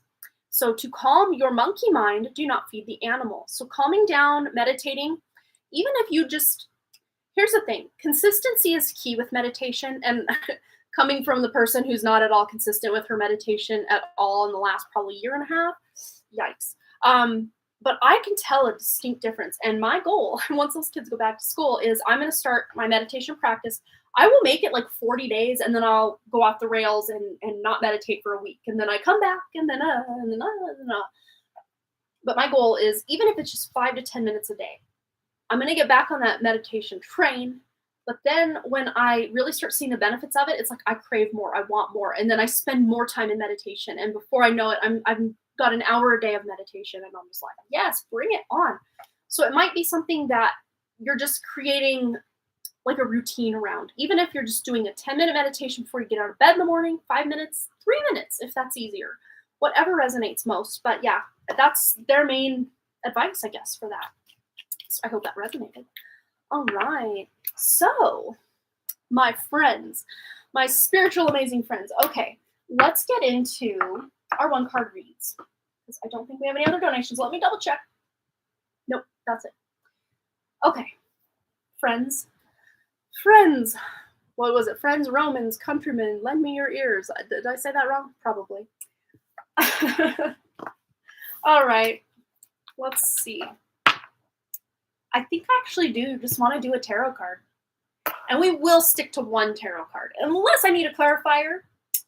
And yeah, we'll just see what we can do. Okay. If you want me to pull you a card, put the number 222, because it's 722. Put the number 222 in the chat, and we will get you a one card. And I'm going to go in the order I see them. If for some reason they look backwards, upside down, and forwards, I don't know. Just hold on, and I will do a roll call at the end to make sure we got everybody. So Linda H is first up on deck. Okay, let's go for Linda's one card. Linda. Oh, we got 6 of Cups here. So this could even be, or this could be, of course, thinking, reminiscing, ruminating on the past. But I'm seeing something specifically with siblings, maybe working out some issues or trauma between you and siblings, or traumatic experiences you went through with siblings. I'm getting a clarifier. So I guess this is a 2-card reading for Linda. But there's something from the past coming full circle, quite even possibly specifically be surrounding your siblings. And then the Devil, yeah. Especially with an older sibling. But if you're the older sibling, there's something about the dynamic. It's very interesting. I could really go in depth with this, but they're like, wrap it up.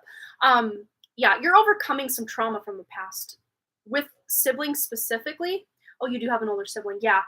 Specifically the eldest sibling, and or the one that you have the most volatile relationship with. You're healing things. It doesn't mean that you have to be besties with this sibling if that's not what you want. This is you basically communicating higher self to higher self, removing cords, letting go, love you, but don't want to be a kind of vibe.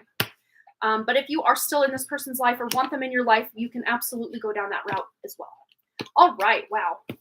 That was very specific. I love that. But yes, you can take this however deep you want. I think I need a personal reading with you, Amanda. Thanks. Yeah. And if anyone wants to, of course, get a personal reading when we're done with these, feel free. We'll still be here. We're only an hour and 24 minutes in. Okay, Michelle Lynn is next. Let's get her card or cards.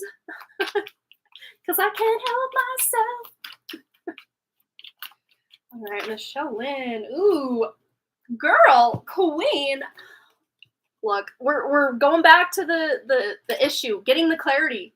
I can see clearly now the rain is gone. Yes. That was my fake, I'm trying to sound good voice without actually sounding good. Yeah. Because I get embarrassed when I actually try to sound good. So that's my fake. Am I making sense? Probably not.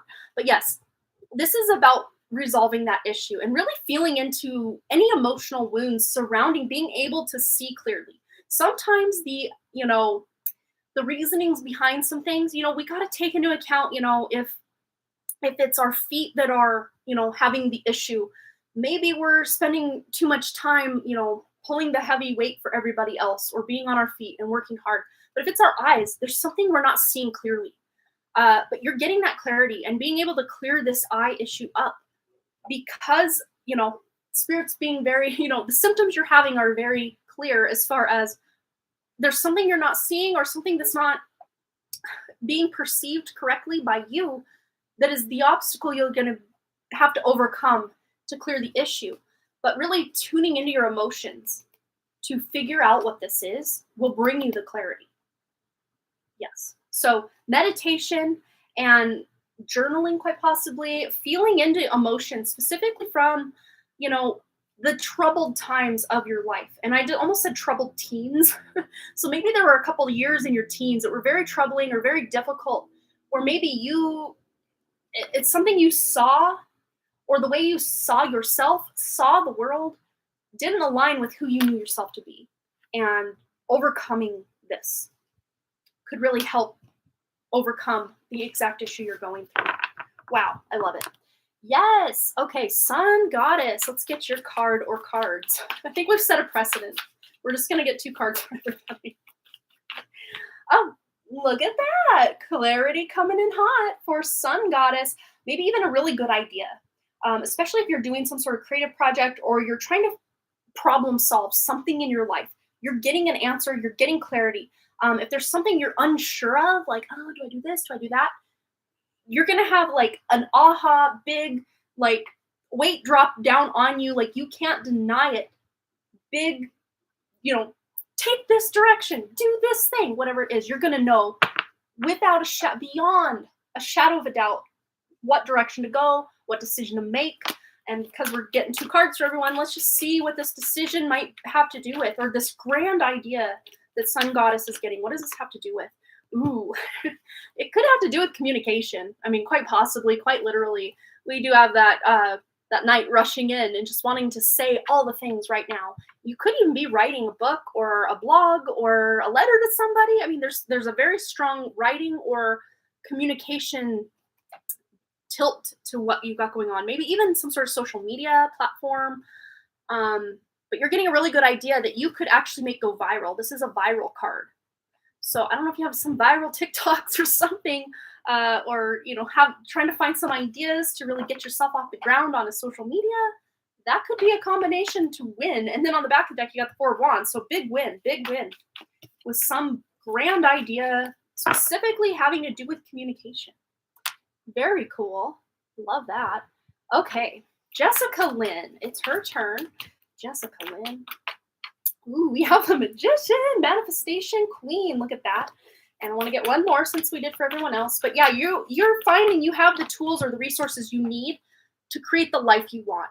You don't have to wait for that fancy car, home, or grand relationship or deep connection with anyone but yourself. Because it all starts from the inside and then starts to be reflected on the outside, specifically with a soulmate connection.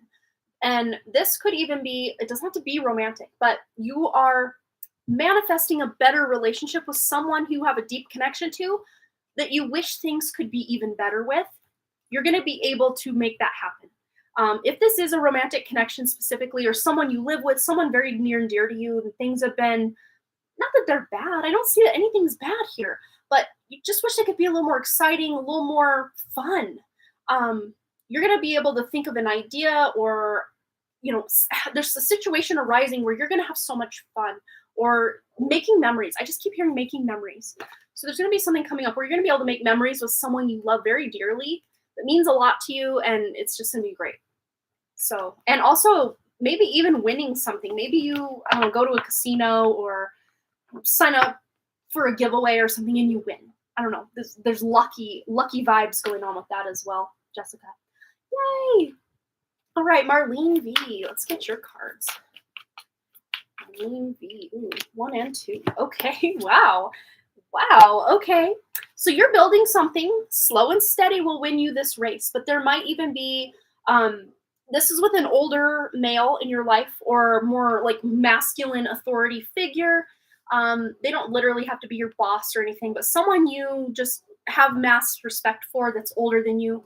But you might even be doing something with this person very soon. They're telling me to get a third card because I'm missing part of the picture. There might even be a trip or a journey you're going on. Yeah, wow. King and Queen. So this might be your romantic person if you have one. If you don't, this could be like a father figure. Again, someone that you have a connection with. But it's interesting too, because all three of these are people. There could even be a child, if you do have a child with this person, if that resonates with you, or there are children in your life, or even a younger sibling.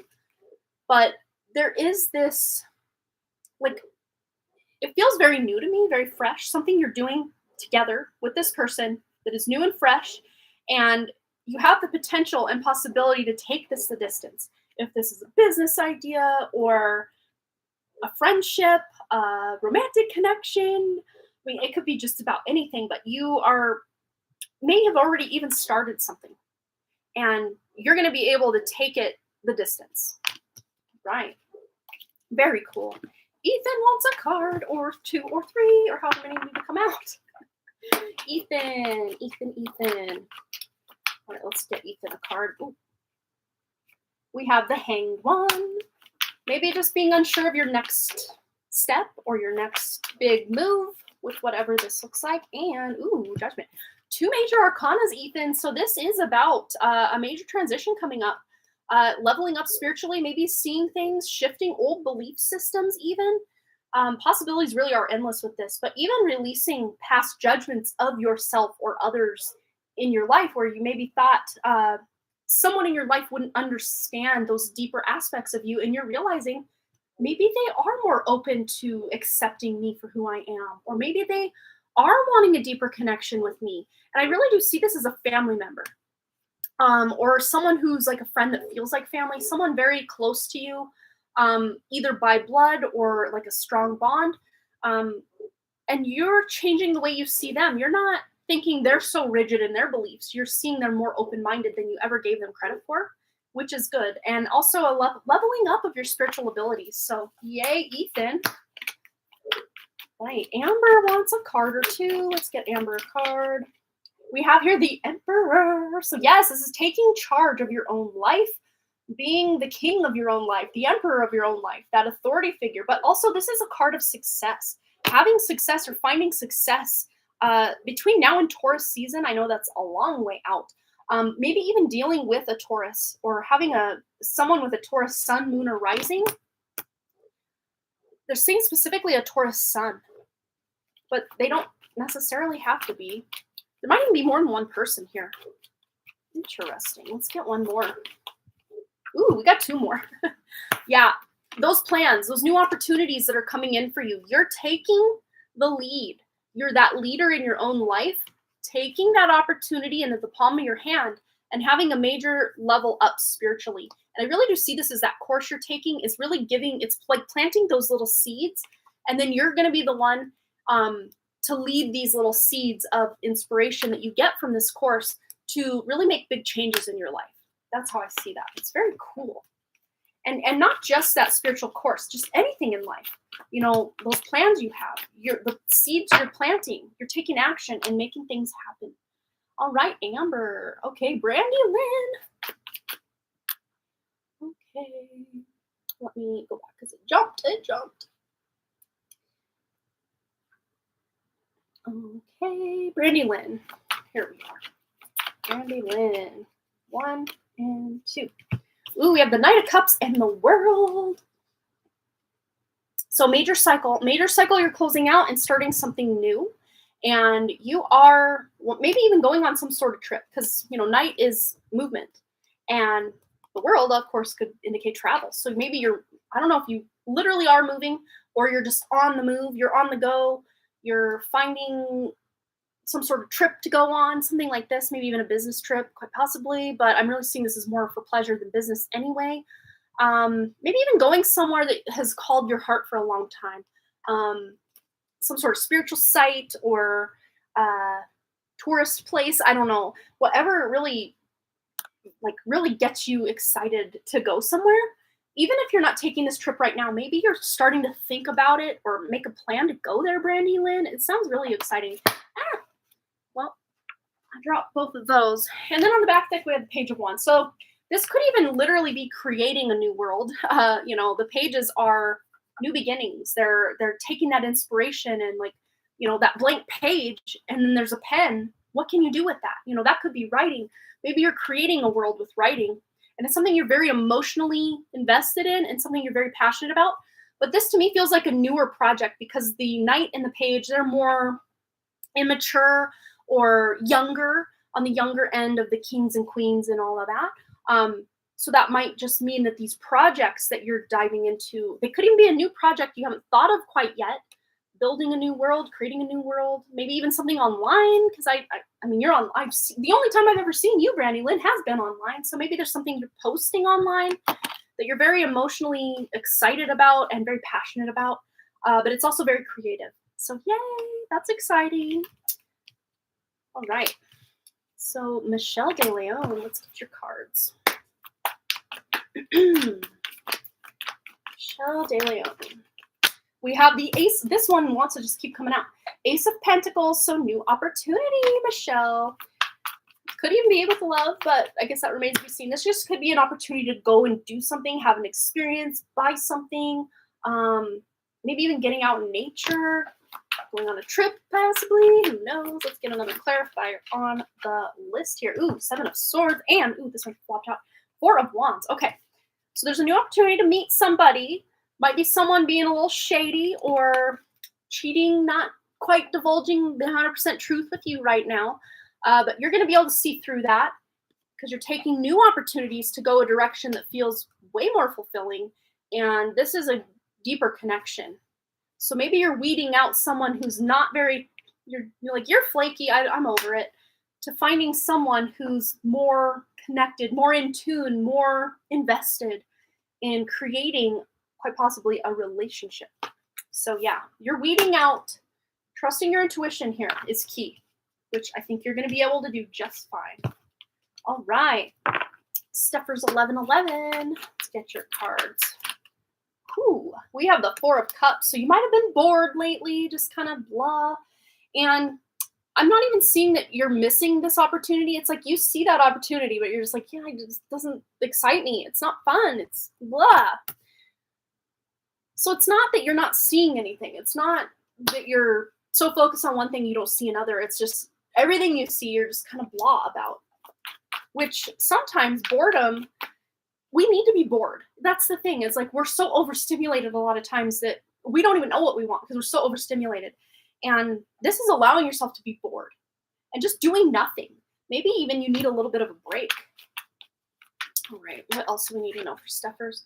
Yeah, especially with like motherly duties or, things to do with children. Maybe if you have children, I cannot remember. My apologies. But the mother card's coming out. So either you as a mother or your connection with your mother. Maybe things have gone a little stale around the house, like as far as like finding fun activities to do. So this is about breaking, allowing the boredom. Sometimes it's okay to be bored, but maybe allowing that boredom to give birth to new creative ideas, creativity, giving birth to new creative ideas that you can find fun new things to do. And even with your inner child, I'm really even reading this as you mothering your inner child and kind of going back to the collective reading or whatever reading I was doing when I was talking about, my past and really allowing my inner child to come out and play. I think it was before our reading. It was just like the intro, talking about just playing games and having some sea monkeys around. Just really tuning back into that inner child and allowing yourself to be bored. I mean, I remember plenty of times I was bored as a child, specifically at the DMV, like as a teenager getting my license, just waiting around for hours.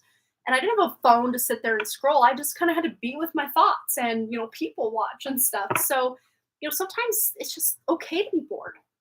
And Spirit wants you to know, if that's been the case for you, it's okay. It's okay. So let's see. Thank you for the card pull. Oh yes, definitely will need that. Oh, you're writing right now, Sun Goddess. That's awesome. What do is communicate and like all three? Oh, what I do is communicate. Okay, I was not reading that right. Hello. Okay, I think it went out. I can smell the wax/wick. It has gone out. The smoke has stopped. The flame has gone out. Oh, maybe your husband, Marlene. Yeah, it does feel like a husband. Oh, you have 3 girls. Well, there you go. Okay, Sharon Hubble. There's a 222. I'll scan in the comments for any more 222s. Sharon Hubble, my dear, let's get your 2 cards. We have the High Priestess.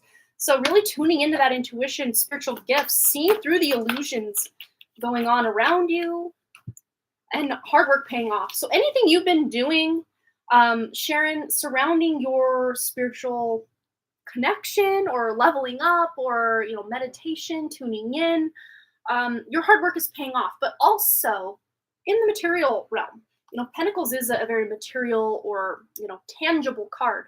So a lot of the hard work and effort you've put into something by trusting your intuition and following your gut, it's going to pay off majorly.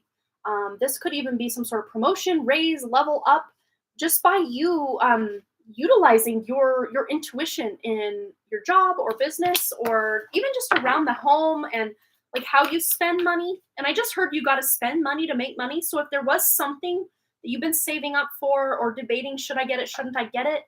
I'm not any type of financial advisor or telling anyone to ever spend money, but I just heard you got to spend money to make money. So specifically, if this thing you need to buy is going to enhance your life or your business in some way, I would say go ahead and do it. All right. So you said that a soulmate or someone is entering my life. Just got a text from a family friend who has moved to Canada. They have moved back to the US. I'm so excited. Look at that. It's already happening. That's so cool. Oh yes, Ethan, that's right. College is about to start for you. That's super, super exciting. I'm going to go back up. I want to see your guys' comments. Love this. Thank you for the reading. You are so welcome. Oh my God. I wanted to ask about the timing of stepping into my power. Well, there you go. The time is now. The time is now, Amber. I love it. I've been totally MIA, but wanted to stop in and send my love. I love you, Monica. I miss you. I know I've been MIA. Jesse's been MIA. You've been MIA, but like, I'm not like, oh, where are they? I know we're all just in that like busy season of life. When kids are home for school, like it feels like lazy days sometimes, but then other days, I don't even know where my head is. But I think once they get back to school, I'll have more time to just, devote to friends and actually reach out more. I've been very bad about reaching out to anybody. I mean, I think it had been months since I've called my mom. Thank God she texts and messages me regularly. I mean, I can message and text all the time, but like to actually like process, like I should probably call my mom. Maybe that reminder is for me to call my mom. I don't know. But I'm going to go see her, not this weekend, but next weekend. Yeah, I got to go see my mama. I haven't been up to see her in a long time. Probably since last year. Holy crap. Has it been that long? I think so. Or maybe it was earlier this year. I don't remember. I can't even see. It's been so long. I can't even remember when it was. Brandy Lynn says, thank you. You're welcome. You're welcome. You're welcome. All right. Oh, you met up with that guy. You're going to Disneyland. See, that's exciting. That's like the more Four of Wands energy. Yes, Mary. Yeah, Four of Wands is a marriage card. So maybe not the fact that you're actually getting married, but the fact he's talking about it. It's coming out in that reading. I love it. That's so cute. Makes sense. I could use a break. I've been momming hard lately, right? Husband's sick and then daughter got sick. Oh, I'm sorry. Well, healing vibes to the household. I miss you too, Monica. You're so welcome, Sharon. Writing and puppy and filming has me consumed too. Oh, yep. I've actually been writing and, well, more editing than writing, but here and there tweaking, writing. I'm feeling really pat on the back, proud of myself for actually writing and doing the thing. I haven't uploaded anything on AuthorTube because my computer kind of took a bit of a dump. This one. And editing a vlog, it makes the computer does this. It doesn't like editing vlogs. It barely wants to edit just a one shot pick a card, but yeah. I did get a new computer, but I then now have to invest, because it's a Mac, my other one's PC, have to invest in different programs, and the video editing program I'm on is like $300 dollars. And yeah, so I'm saving my monies. But once I get that locked and loaded up and running, I'm going to be feeling really good about that. Really good about just getting back into a creative flow with my editing and being able to upload to AuthorTube without having to finagle and beg this computer to work. I love you. Please don't take a total dump on me. Please. We still need you. Yes. Okay, let me catch up here. Hello, Brianna. Welcome, welcome. All right. So wanted to let you know I've been using. Oh yeah, that's right, Ethan, the program thingy. I think that's what you're talking about. Yay! I'm glad he's getting used out of that. That's awesome. All right, friends, Romans, countrymen, lend me your ears. Am I even saying that right? I said it earlier too. I don't know why I keep saying that. Who knows? But these contacts are about to drive me batty, so I should probably go. I'll do a last call for alcohol.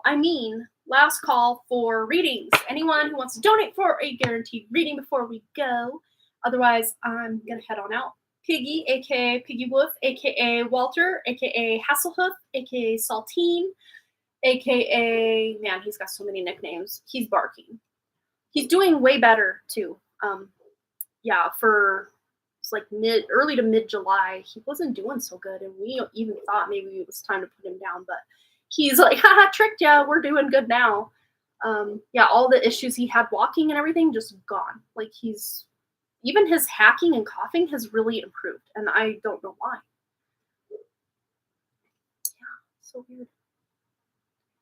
I'm gonna head out too. It's almost 10 p.m. But thanks again. Yes, big hugs to you. Oh, you will donate to learn more about what the 2 cards. Oh, cool. Yeah, I'll hang around for that. Yes, let's hang out and find out. Yes, and when you get back, be sure to make sure you're live. So you can either close out and come back in, or just make sure the little red scrubby thingy on the video is pulled all the way to the right. Had to think for a second. Sorry, my eye itches. Okay. Yeah, I don't know if you guys can. Sometimes you can hear him on my videos, and other times you can't. I think it's easier to pick him up on that microphone than like the onboard Mac microphone thingy. Yeah, it's Walter, or Piggy Wood, or Hasselhoof, or like Hasselhoof or Hasselhoff. Piggy Wolf, we call him Puppy Cat, we call him Big Cat, we call him Sir, we call him Saltine, Waltine, Walties. Oh my gosh. Woofin Top instead of Muffin Top, it's Woofin Top, because he's a little thick, and he knows it, and he loves it. What else do we call him? I call him everything. I call him everything. Piggy Sir, did I say that one? Piggy Woof, Piggy Hoof, Piggy Sir. Yeah, lots of variations, twists, and turns. Oh, when I was a teenager, well, we had this dog Biscuit, but she had over 60 nicknames. That poor dog. Huggy, Rote, Trucket, Biscuit was her name, but Huggy, Rote, Trucket, Ruckets, Rickets, Rhododendron. Oh my gosh, we called that dog so many names. Rebecca, Bicket, Bisky. Oh my gosh, I could just go back in time and in a time machine, and it's not just these names, but I have specific little voices I do with each individual name. I'm not gonna do it. That's too embarrassing. And little songs, like literal songs I will sing to my dogs. I'm the crazy dog song lady. Yes. Okay, Linda has donated. Okay, did you just want to go into that one question and just see what else comes out? The question meaning the cards, the two cards, or did you want to kind of touch on that and then just see what else comes up? Let me know. I'm gonna take a drink. I think Michelle knows how weird I am by now. We hang out every other Wednesday for her mentor sessions. All right, can you expand on the sibling? I have an older brother who had major disagreement 2 years ago and haven't heard from him, and have an older sister who I haven't heard from in about 2 months. Okay, I want to tune into the brother's energy because I heard ding, ding, ding when I read that first. So let's do that. Make sure we clear this real good. Okay, I'm gonna tune in to this energy. Linda, specifically her older brother first. This is one of the hardest decks I own to shuffle because each individual card is like the thickness of 2 to 3 regular cards. Let me look at that thick boy. All right, Piggy's not the only thick boy in this house. Did I just sound like Mickey Mouse? Ew, that was unintentional. I'm sorry. I don't have anything against Mickey Mouse, but I don't particularly try to impersonate Mickey Mouse. Carry on. Okay, Linda, specifically about the older brother. Expand on this. Anything she needs to know. The major disagreement 2 years ago, haven't heard from him. What does she need to know about this situation, this connection? Wow, that's happy family right there. So I don't know if in the past, maybe even you reminisce about the good times when things were good with you, if they ever were. I mean, even in the worst relationships, usually we can nickel and dime and pick out little nuances to where, yeah, I guess that person ain't that bad. But for most part, they are, all the things we think.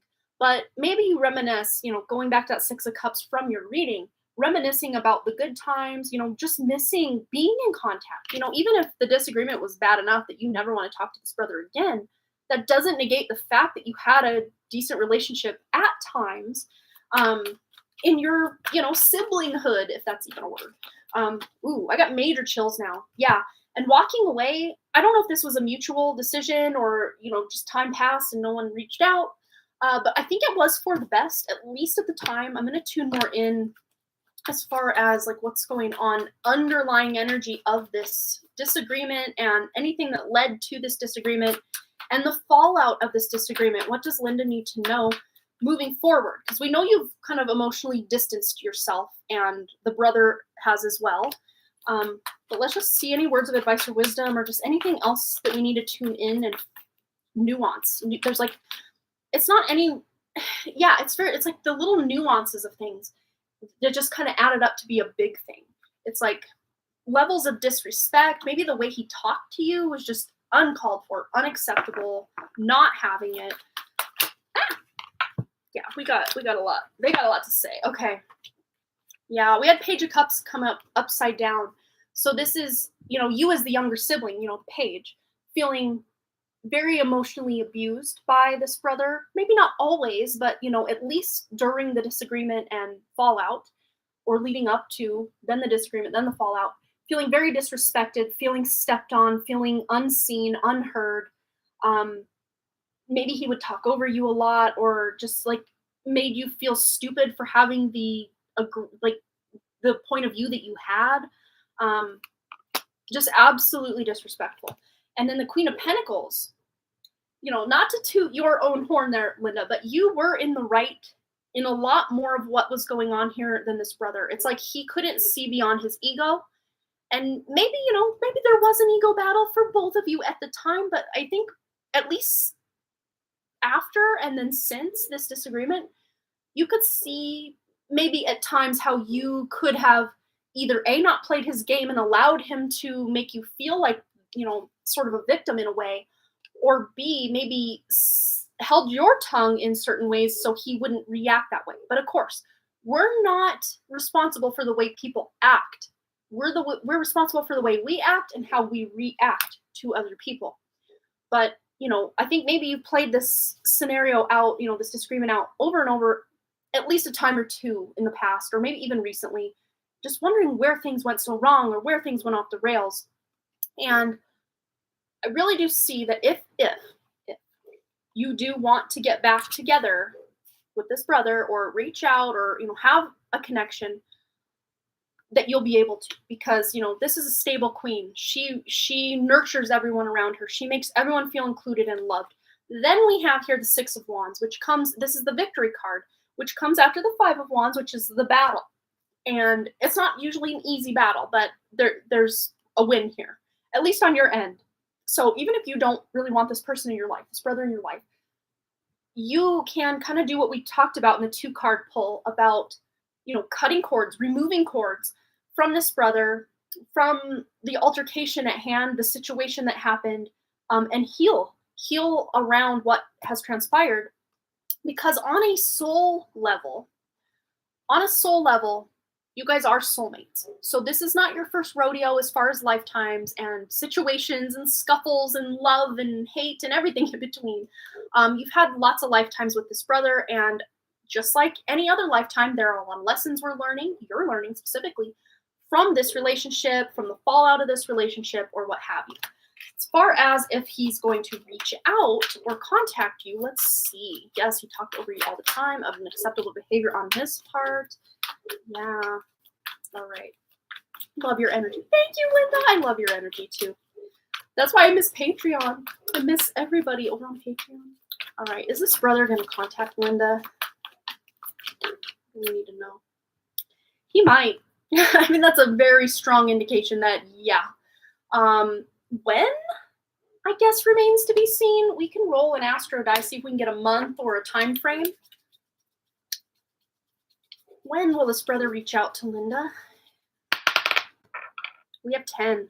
So it could be 10 days, 10 weeks, 10 months, or the 10th month, which is interesting because I wanted to see kind of initially what month, which the 10th month is October. Yeah, I don't know if one of the two of you or someone in the family has a birthday in October, but it might be around a birthday. If that is the case, if not, maybe some sort of anniversary or special day. I don't know. Or maybe it's just going to feel like a special day if he does reach out. If that's this year, October, I don't know, because Spirit and their weird timelines, I never want to put that 100% stamp of approval on, yes, yes, yes. But I'd say that's a very strong indication that at some point he will reach out, quite possibly during the month of October or, 10 days, 10 weeks, 10 months from now. Yeah, I mean, again, time, that rubber band that could stretch all the way out or back together. We just never know. And let's just tune into the energy of the sister, the 2 months. Anything about your sister? Didn't have any kind of fallout, but she hasn't responded to my text. Was it you, Linda? Because Spirit's showing me, or kind of telling me this. Was it you that was trying to have her, or had asked her if she would watch your house? Or you were leaving town or going on vacation or needed a cat sitter or something? I don't know. Was that you? Or is Spirit showing me someone else's scenario for a reason? There's never a mistake why Spirit shows me something, but if it wasn't you, there may be a reason. Let's just tune into her energy. Like, what's going on with her? She hasn't reached out. Nothing happened, but she's notorious for not keeping contact. Oh, that was your cousin. Okay. So maybe there's a reason, because I think maybe they're showing maybe that there was a closeness between her and this cousin, or even a falling out with her and this cousin, or I don't know. Spirit's muddling it up. It's like, it's a convoluted, it's like, yes. Spirit's like, yes, all of the above. Let's see. This sister specifically for Linda. All right, yeah. There's something with balance, finding balance. She might go way all in on one thing, one crazy harebrained idea, and then that falls apart. So she goes all the way. She can never just be present or center. She's always off on a harebrained scheme or indulged in something very specific. I don't know if I'm being very specific. But yeah, it's kind of an all or nothing with her, like very hot, very cold.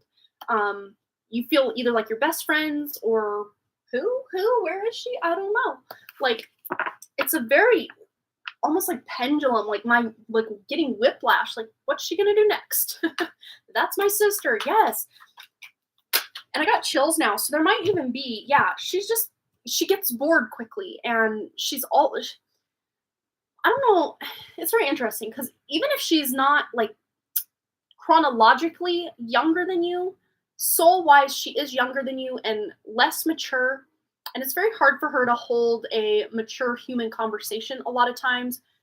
Not to say that she's immature as far as the subject she talks about, but just the way she comes across, or being flaky, and it's like she doesn't know how to temper her, balance herself, really. you know Going back to the temperance, yeah, absolutely. But just feeling bored, and sometimes even self-sabotaging herself and her life because she's bored. And I don't think this is a conscious decision that she makes ever, but it's just something that happens. Yes, I feel like the bigger sister all the time. Yeah, yeah. Because I didn't even want to say she was younger than you, but like soul-wise, she's a lot younger than you. Even though chronologically I was feeling she was older, but like soul-wise, much younger. But yeah, she's bored, and maybe even when she's bored, she'll finally reach out because we've got a phone sitting here, and she's like right now she's not touching it. She's not even paying any attention to the phone. But I think if you felt the need to reach out to her, she might respond. Uh, Moving forward, show me like 2 weeks. So if you texted her maybe 2 weeks from now, she might respond.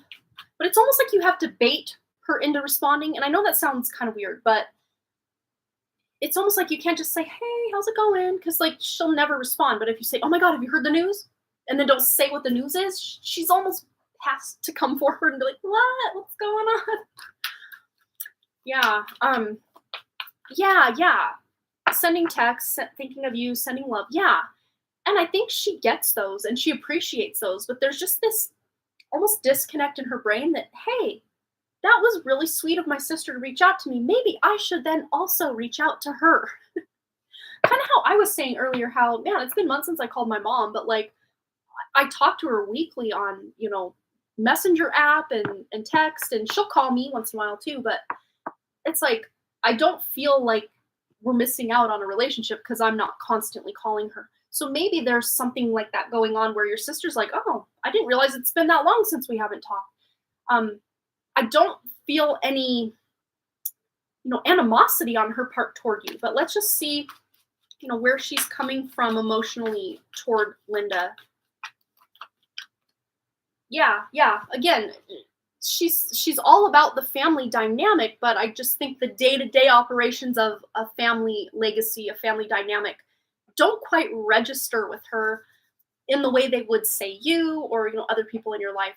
Um, so yeah, yeah. I would say though, there's no like major thing that's gonna break the two of you off, that you'll never see or hear from her again. I don't see anything like that. And in fact, I actually see a coming together. I don't know if there's some sort of family reunion or um get together where I don't know, some event or something where you guys are, and it is a little dark in here. That is my bad. Whoa, it really shed some light on that situation. Look, we went from day to night to day. Isn't it usually the other way around? Yeah, I'm still here and I'm not in the dark. Okay. Wow, that really brightened the situation. But that's very interesting. I did that, and we're talking about your sister. So maybe there's an event coming up that'll really brighten her spirits, brighten her day to where she kind of comes out of hiding or comes out of her shell a little bit. Yeah. Yeah. Let's just get a card on that cousin. Yeah, watch the cat. I thought we'd reconciled, but she's not responding to me since she watched the cat. Yeah. And I think there's a similar dynamic going on with her, but I think she's got more like issues as far as problems with people in her life that she's dealing with them, putting out fires with her like family members, or even stuff going on at work for her. That's really what I'm seeing.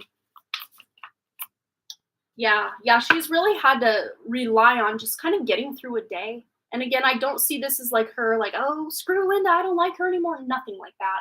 She's just got a lot of inner turmoil, a lot of inner stuff, and a lot of work stuff, and a lot of stress, and just a lot of other family members. Like I'm seeing, especially if she's got kids and her own little family unit.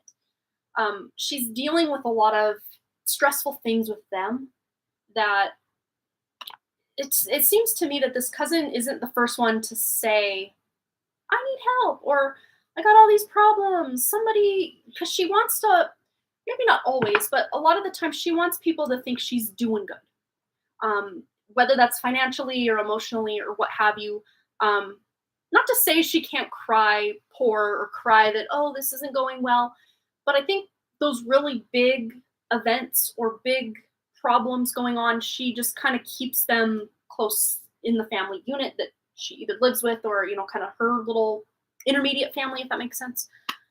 So yeah, again, I think if you reach out, she would respond. It's just she hasn't thought to or, had time. She's had time, but it's all about a lot of times we think, oh, I don't have time for that, or I don't have time for that. It's like we literally will make time for our priorities. We will. So yeah, maybe right now you're just not quite that priority list right now, but it's no hard feelings surrounding it. And same with your sister. It's similar, but yet slightly different energies with those two. But yeah. The group reading, we did the ritual and the group reading at the beginning, so you're right on time. You can scrub back or wait till this post and you can see all of that. Yeah. Oh, you have reached out, and she says she doesn't see my message until late. And that's what's funny.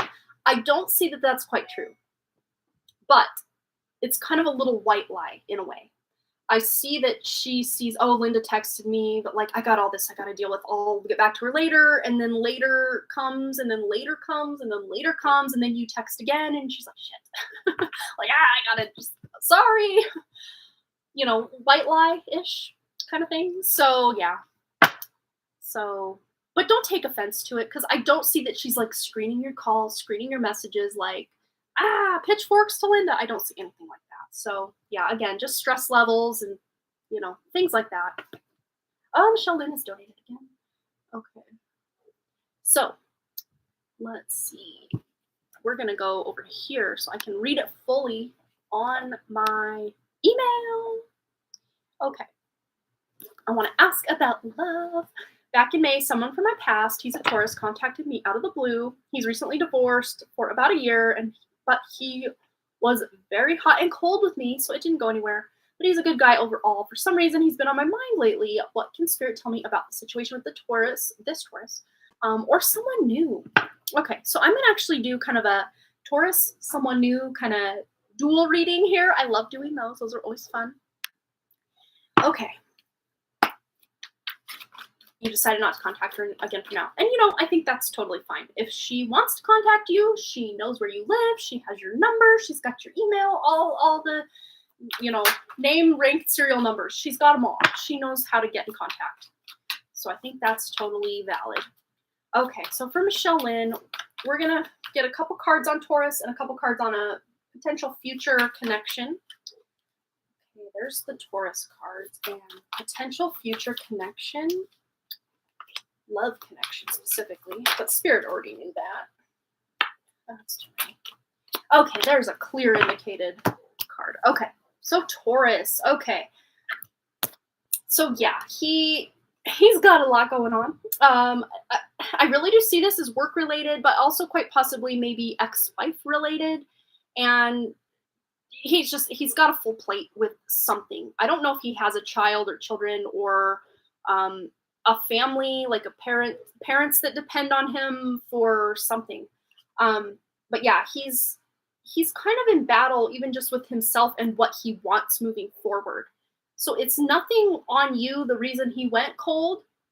It's just he's got a lot going on. And, with this combination, King of Wands can be someone who's very thorough in communicating. But when we have this combination here, they could be someone who just doesn't communicate as much, or if they do communicate, they feel like they have to defend themselves, so they just don't reach out. Especially if he dropped the ball in communicating, you might be hard pressed for him to be the first one to contact or the first one to reach out, because he knows he dropped the ball. Like, he knows that. And I'm really reading this as past energy, maybe till like recent past. Let's just see before I pull those other cards up and see. They're still face down for me too, which is fun. Let's just see like his present conditions, like, what's going on with him presently and maybe in the near future for him. Yeah, horrible. Yeah. And when he would communicate, like if you did say, "Oh, I thought you were gonna call," he'd like give you this like prepared speech, 40 minutes about why he didn't call, and it's like overkill almost. Or, I mean, this could go two ways: overkill or nothing. Like there's no middle ground here with that. But again, I think just circumstances he was going through was kind of what created that scenario. I don't think that's his, mode of operation, so to speak. But let's see. Too many. But I was saying present to future conditions here. So we have 7 of Cups in reverse. So he feels like he's out of options, or his options are limited right now. I'm really, again, going back to work. There's something going on with him at work where he feels very stuck. Might have more bills than he can afford to pay every month, or he feels like he's missing out on something. But this, I don't know if the divorce cost him a lot of money, or I don't know, child support's very expensive. I don't know. There's something where he feels almost stuck or trapped in the job he's in because it pays enough, yet it still doesn't pay enough to get him ahead, or to get him, kind of going more toward his hopes, wishes, and dreams. So he feels kind of stifled and stuck, and just, he's not in a good place mentally to start a relationship. He did recently move to a new place. Yeah.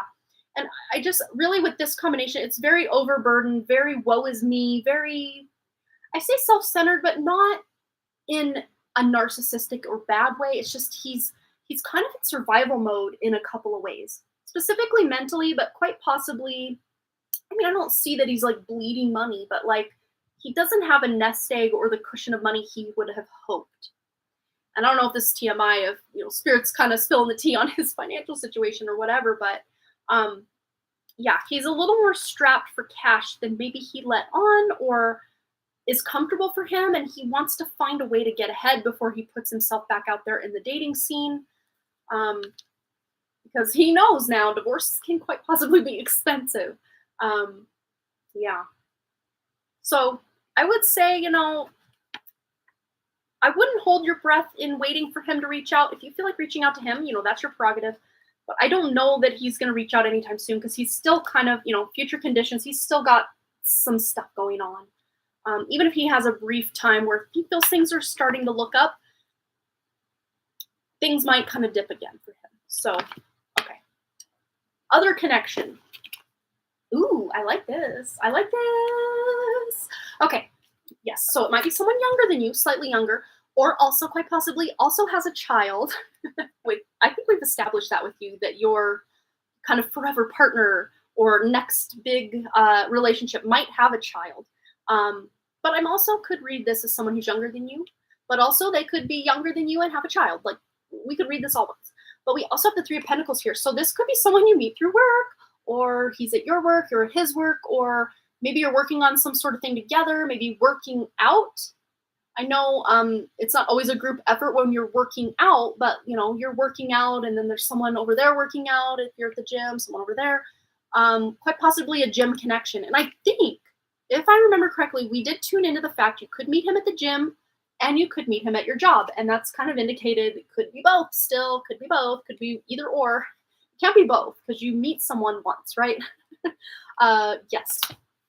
Yes. So you could meet him possibly a couple of ways here, which is exciting. I love this. Let's just see this future potential possibility. What's going on here? Yeah, possible new beginning, new potential for love. I am reading kind of the later months of the year, going into possibly 2023. Because again, Spirit with their time frames, it's always fun to watch those come and go. Am I right? Yes. But yeah, there is a potential for, that stability. Can use a new trainer after my back injury. Yeah. I mean, hey, this is very interesting, because this also is like a mentorship card, or being trained by someone, a coach. This person is suggesting to this person, you could try this, you could try that. Oh, thank you, teacher. Quite possibly. Let's just see anything else about a potential possible future connection. Most likely long-term connection for Michelle. What does she need to know? Yeah, be patient. Come on, Spirit. We don't want to hear this. We're done with that. We're done being patient.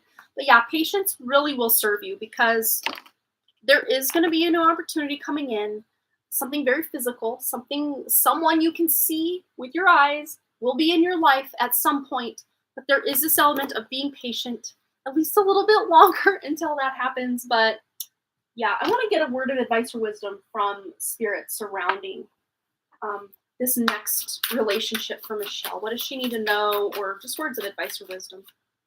Yeah, what I was saying about, very physical. You're gonna be able to see him, and I almost said taste, touch, and smell him, but I didn't want to go that far. But spirit, I guess, is trying to take this another way.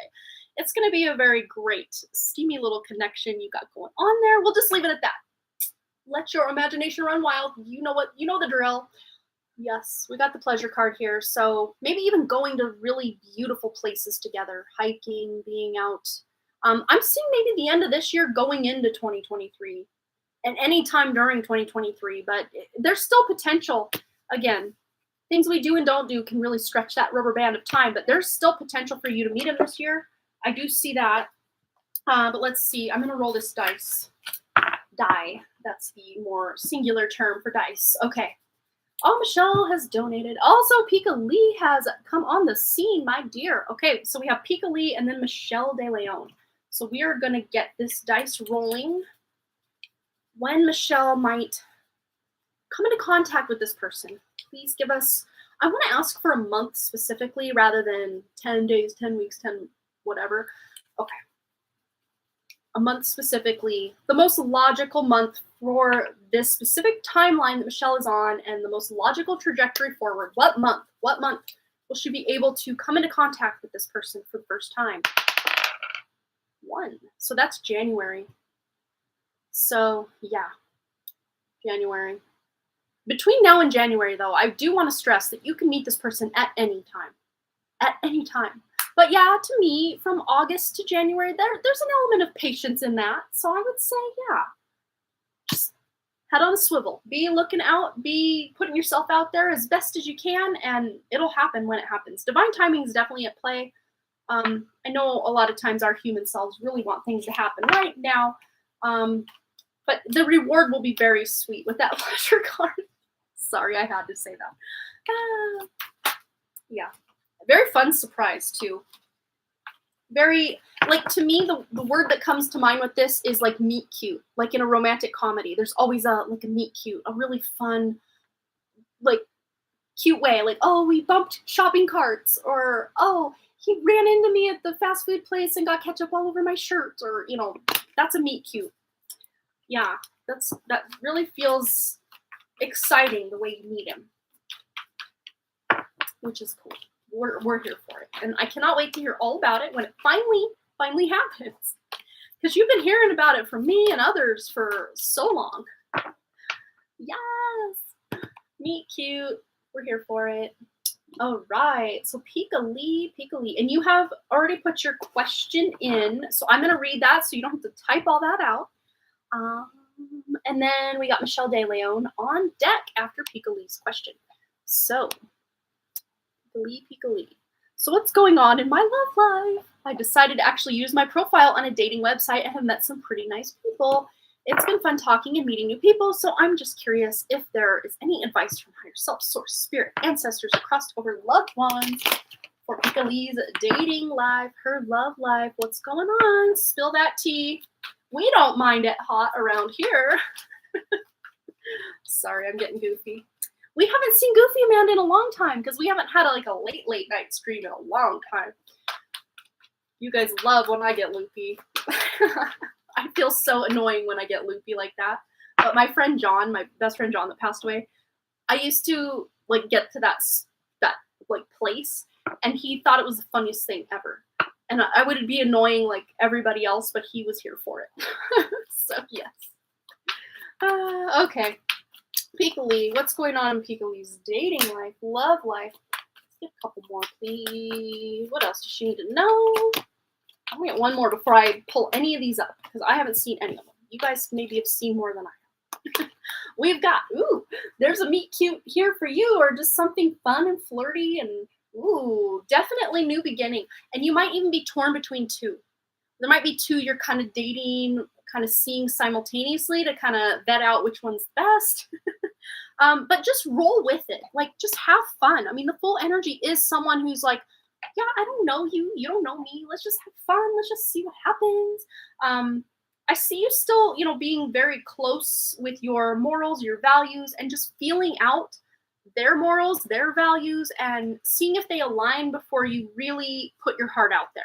I really do see that. But with the page here, could be someone younger than you, but also this just indicates someone who's very vivacious, very creative and excited, and just a newbie on the scene. Could be someone who has not really dated much, or someone who was in a long-term relationship and that ended, and now they're like totally new to dating. I mean, because we're picking up on multiple people's energy, this could be like, one person and then another person, or maybe both these people have these qualities that are coming through. This is very fun. This is a very cute little reading. I'm loving it. But yeah, there might even be a little bit of confusion as to who do I choose. So let's get some clarity on who do you choose. Exactly on point. Yes. Well, these two just fell into my lap. Love it, because look, this is such a like jackpot type of combo. We got the Wheel of Fortune and the World. So you're closing out cycles where people don't call back, or they kind of ghost, or they kind of go do their own thing, and you're like, what happened to that? Like, it was fun, and now where is it? You're closing out those cycles where that would be the case. I think now you're tuning in, you've had some decent connections over this last year plus that I've been reading for you, but nothing that really felt that, that hit all the marks, that really, hit all the checkpoints, had enough time to spend, or, made you that queen, not that you need that, but yet you deserve that. Like, let me just put that out there, that you deserve that. And you're going to know, because one of these people, and it might even be more than two, but, let's just say for the sake of argument, it's two people. You're kind of like, ooh, which one?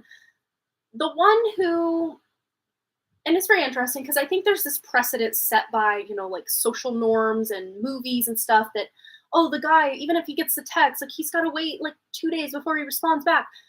I think you're going to get one of these guys here that it's like, it's not like stalker alert, like instantaneous, like before you're done typing, you see the 3 dots going. Nothing like that instant, but like you hear back from them the same day, and it's like, wow, this communication thing really works when both of us are in it. This is amazing. Like, I see that being the case. And you're gonna feel this pull. Like, I don't know. And it might even be the most good-looking one. It might not be the most, how am I trying to say this? It might be the one who's the least good-looking of the two, but there's just this, I don't know, this, like, my heart is just pumping. There's this excitement. Like, this person's personality far exceeds the other person, who might be a little hotter, if that makes sense. But it's not that this other guy's a troll or anything. He's great looking. Just maybe not as great looking as this other guy, but he's got all those other qualities, and it's just good. One guy I accidentally called, oh no, well, my phone fell on my thigh, but he's been real communicative and told me he wants to get to know me more and doesn't want to communicate. Oh, communication to dwindle. That's good. Yes, that's what we're keying in on here. Exactly that. And yes, been texting me good morning, which is sweet, because I used to do that for others with no response, shaking my head.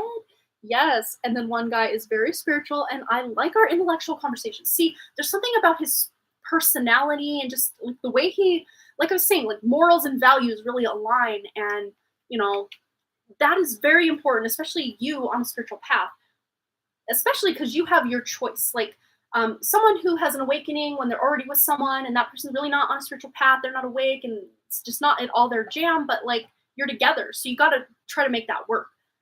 You have this beautiful opportunity where you can start and connect with someone who's also on your spiritual plane or your spiritual level.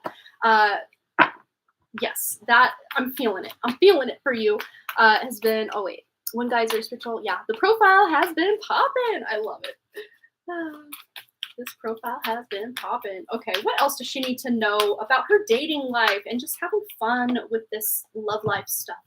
Yeah, when you start to get bored, it's like, it's very funny because it's shown me like this disconnect.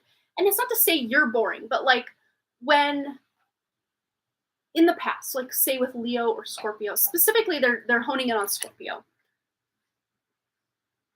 Not to say that you did boring things together, but it's like his appetite for going and doing really exciting things is higher than yours. Like you could just get together and sit on the front porch and you like time, space, and other people don't even exist because it's just you and him. It doesn't matter where you're at, what you're doing, just because you're with this person, it doesn't matter what you're doing. You don't have to go to fancy dinners. You don't have to go to exciting places. It doesn't matter. And that's what you're going to know you can really connect with someone when it's literally just, wow, we're in this fast food restaurant. It's been 3 hours. We're still here, but I totally forgot where we were because we're just here. Like, that's when you're going to know. That's when you're going to know this is the right one. Holy cow. Whoa, whoa, whoa. Yes, new love is definitely coming through this, or at least a renewed love of life and love of yourself through this dating process. But I would love to say, there's going to be that you're picking through certain ones that they're just not worth your salt right now. They're not on your level, and that's fine. We know that going into the dating world. Not we as in me, because I don't know anything about the modern dating world. I've been out of the dating pool since 2004, very early 2004, might I add. But yes, this is going to really be a healing journey for you. This dating, this just having fun, reconnecting to your just inner child and your inner teen, just discovering these connections and these feelings, just kind of, but in a way that you're healing from the past, where maybe when you were with someone before, you had that heartbreak or something. It's like these new connections or just you putting yourself out there is really helping to heal any past hurts or wounds or traumas associated with love in this life and maybe even beyond. And then the Nine of Pentacles. So your hard work, putting the effort into communicating with people on these profiles and doing the thing, your hard work is going to pay off. And I think it's going to end in a relationship. I really do. Whether that's through this dating app or you find this person randomly, like, I guess that remains to be seen. But there is love coming for you or you're coming for it, one of the two. And it's exciting. And just allow yourself to have fun and be patient and just see where these connections go. If they don't go very far, it's okay. Because you're weeding out, what doesn't deserve your time, effort, and attention. Not to say they're bad people. They're just not great for you, right? So true. I was nervous at first, but it's been really fun and cool to communicate with all these different people. I can imagine it would be either very daunting maybe at first, but then also fun. Like, wow, the possibilities are almost endless. Well, they're finite as far as the number of people on the site, but like, wow, it's like Forrest Gump says, the dating site is like a box of chocolates. You never know what you're going to get. Yeah, and sometimes that outer appearance does not at all match what's going on the inside. So it's all about that judging books by covers and not, and yeah. But you when you know, when you know this is a deep connection, and you'll be able to take it and run with it. But again, you might be kind of confused between two people because you're like, I like both. I don't know how to decide. But the decision will be made for you as far as you'll just know. One of them will really start standing out, or that like attraction to one will just really go far above the other one eventually. So you'll know. The confusion might last a minute, but it won't be lasting too long. Yes, one guy was like, I found my twin. We have so much in common. Aw, that's cool. Aw, well, best of luck to you. Have fun. I mean, I think that is half the thing, is just having fun and enjoying this season of life, being single and ready to mingle. All right. Thanks again for your lovely donation, Piccoli. Always a pleasure to read for you, Queen. I love it. All right. Michelle De Leon, my dear, has donated for a 1 card, but of course, I can never just stay to 1 card, so we're going to do what we do. So Michelle, go ahead and post your question, Michelle De Leon, and we'll get right into that. And I think that's the last donation I have. So, wow, we've been like 2 hours, 28 minutes. Time literally flies when I'm with you guys. It feels like we've been live an hour and a half. but I know at some point it said like an hour and 24 minutes. So I know it's been longer than that, but like, I feel like I'm just hanging out with a good friend every time I'm live with you guys. So this new guy, can you feel in his energy and intentions and our future? Well, one already came flopping right out. Okay, so there is some spirituality surrounding him, and also just is this the guy? Michelle, is this the guy that's like, I don't normally date, I don't normally like people? Is this that guy? Because that's totally the vibe I'm getting with this, but there's just something different about you that just draws him in and makes him have to be kind of an introverted extroverted introvert. Extroverted introvert. Yeah, there's the words. Yeah. I'm really feeling that he's just been completely smitten by you or just taken in by you. And if that's not the case, if this is different, then it's like he wants to be alone with you. But not in like a pervy way. This to me just feels like he really does want to get to know you. Yeah, he wants a long-term relationship. Is this the one now that wants to get married and all that stuff, or said he wants to get married to you? And yeah, like he wants to have like a wife. He wants to be a provider. He wants to create stability and have a family. And I don't know, does he have his own kids too? He doesn't have to, but it's like he's got this fatherly energy about him. Ooh, as I say that, the father card comes out. Did you guys see that? I hope you saw that. That I did not see that before I said that. There it is. Yes, because I'm really picking up the father vibe from this. Yeah, he just really wants one.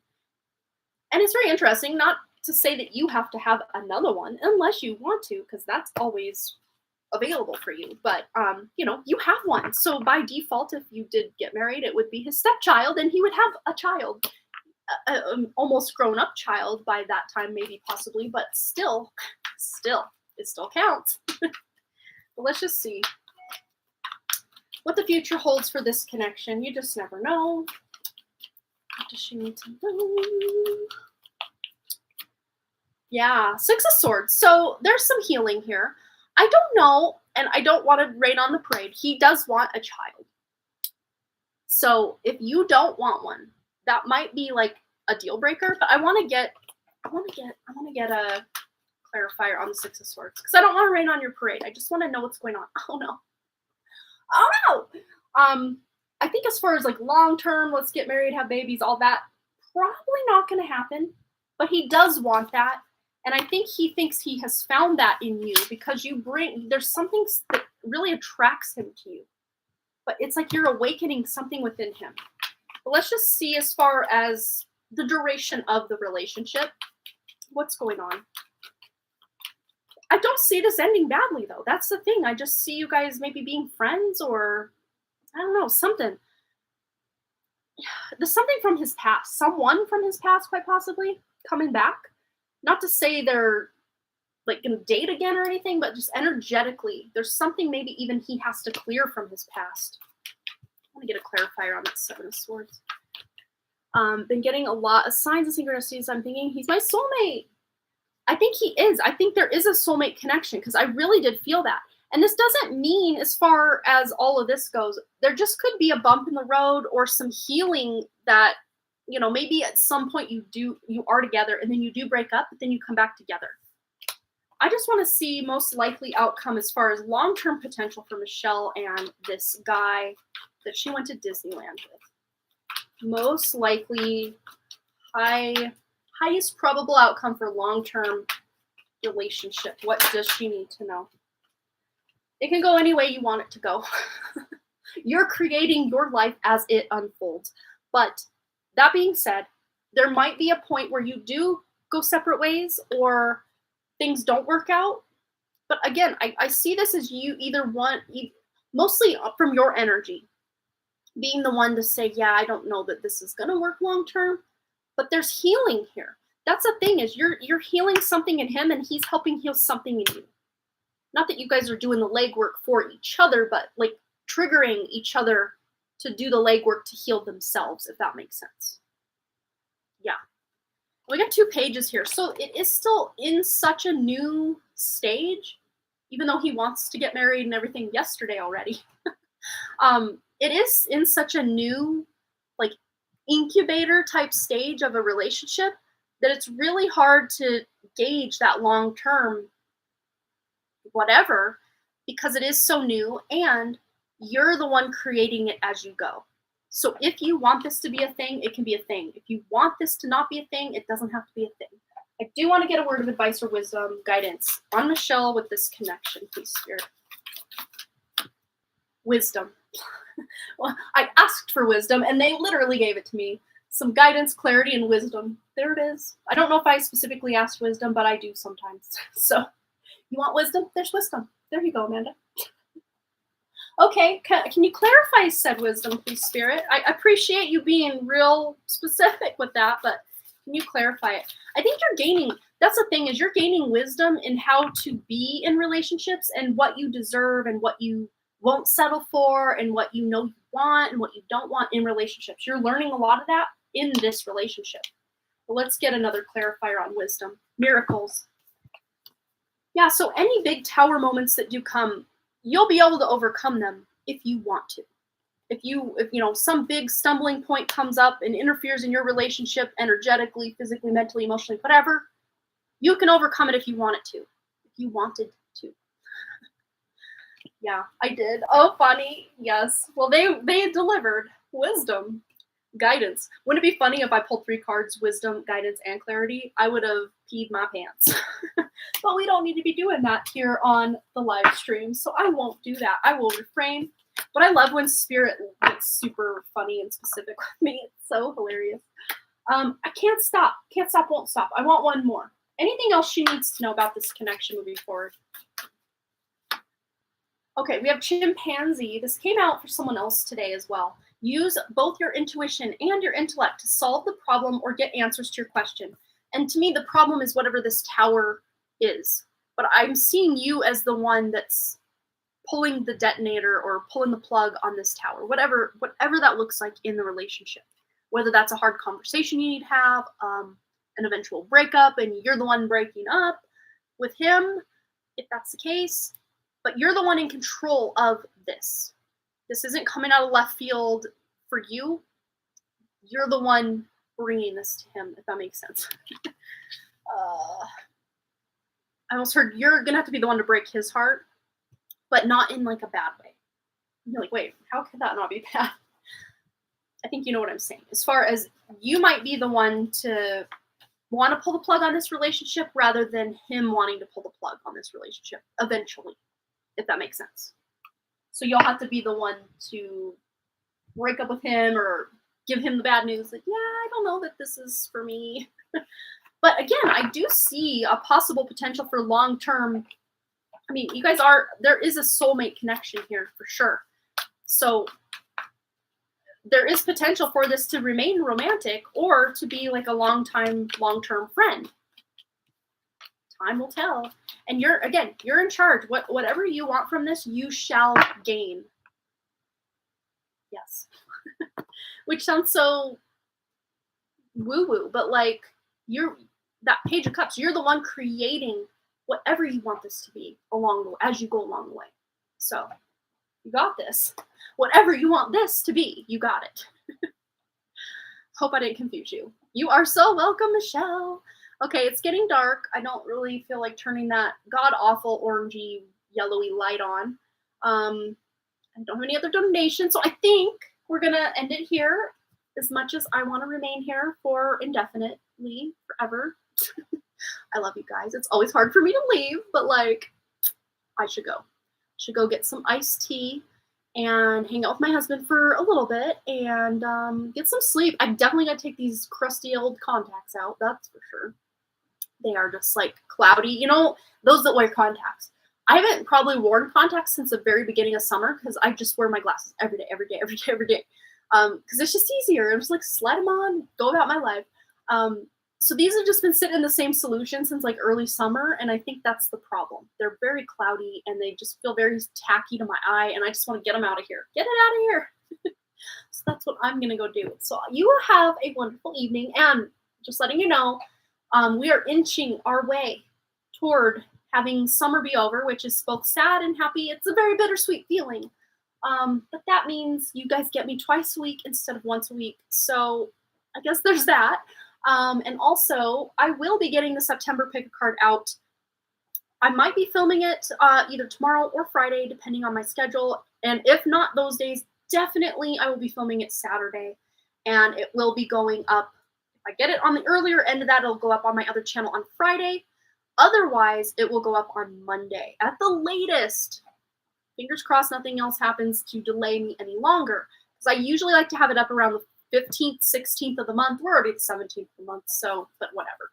I'm just playing my schedule by ear and realizing that these readings will come out in divine timing. Thanks again. Have a good night. No worries. Oh, Ethan's back.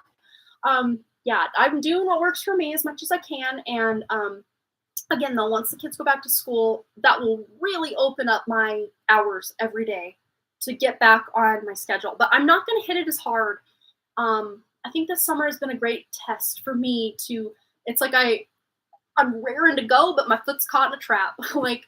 And then something happened early to mid-August. Well, we're in mid-August right now. So between early August and now, it really showed me I should not go back up to full capacity, full speed, full steam ahead on everything I was doing before, because it's not easy to keep all of that momentum.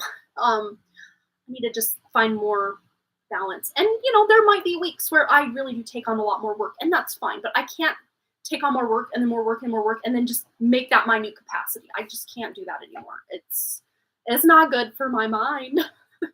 So, and this summer's been a great lesson in helping me realize that. I think, cognitively, consciously, I understand that, but I now have a deeper, more subconscious understanding of what that was doing to me, and, just not being able to be a human being. I'm just a human doing all the time. No, Spirit's like, no more. So there's that. But I will definitely be amping up my productivity into September, which I'm really looking forward to, but not at peak efficiency. There might be weeks that I'm peak efficiency, but I won't be expecting that out of myself every week, month after month, like I had been.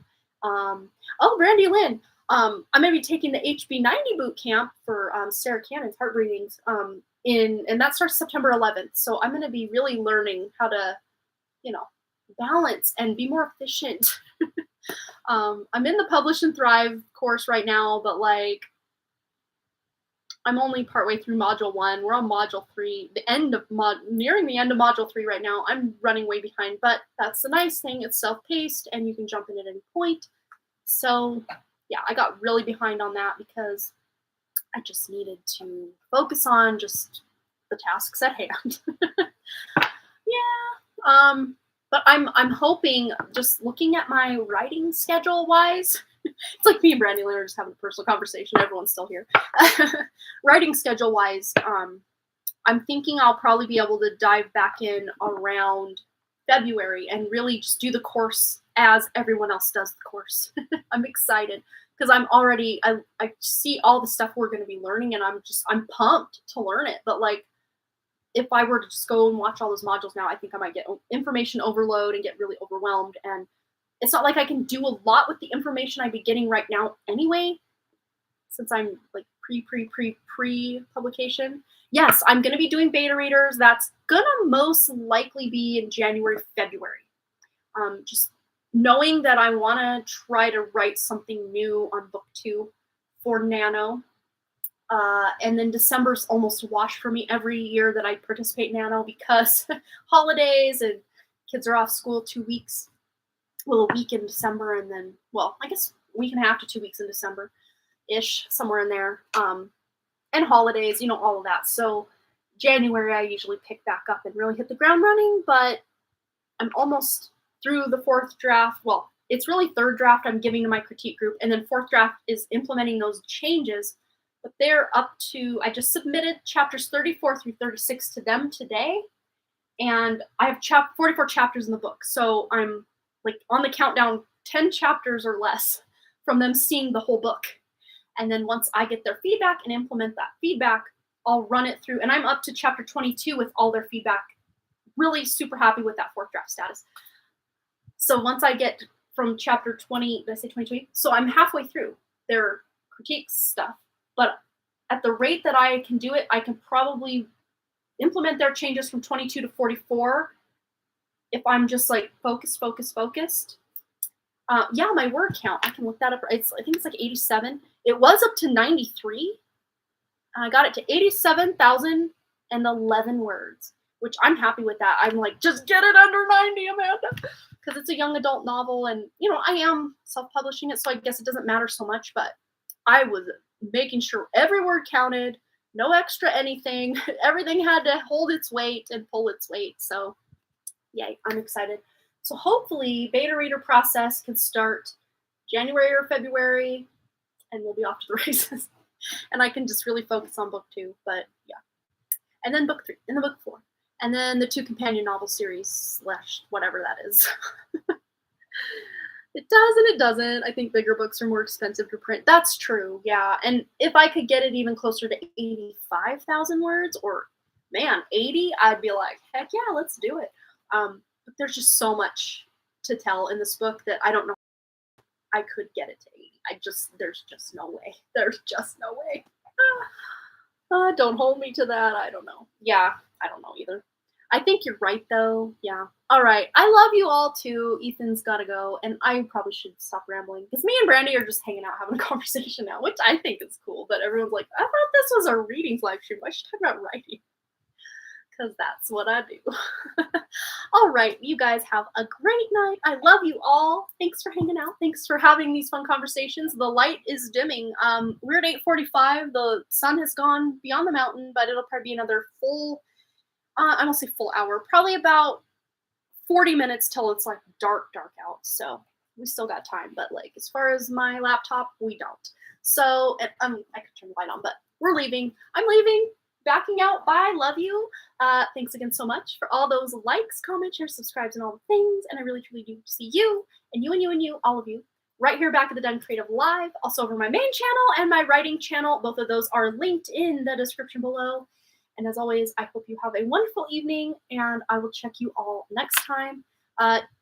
Fingers crossed everything goes good. I will see you next Wednesday for the final ritual of the crown chakra. And if not Wednesday, then whenever I'm live next, we will wrap that series up. Yeah, so I love you all, and have a wonderful everything, because I've already said it like 4 times. Love you too, Michelle. All right, guys, bye. Love all of you.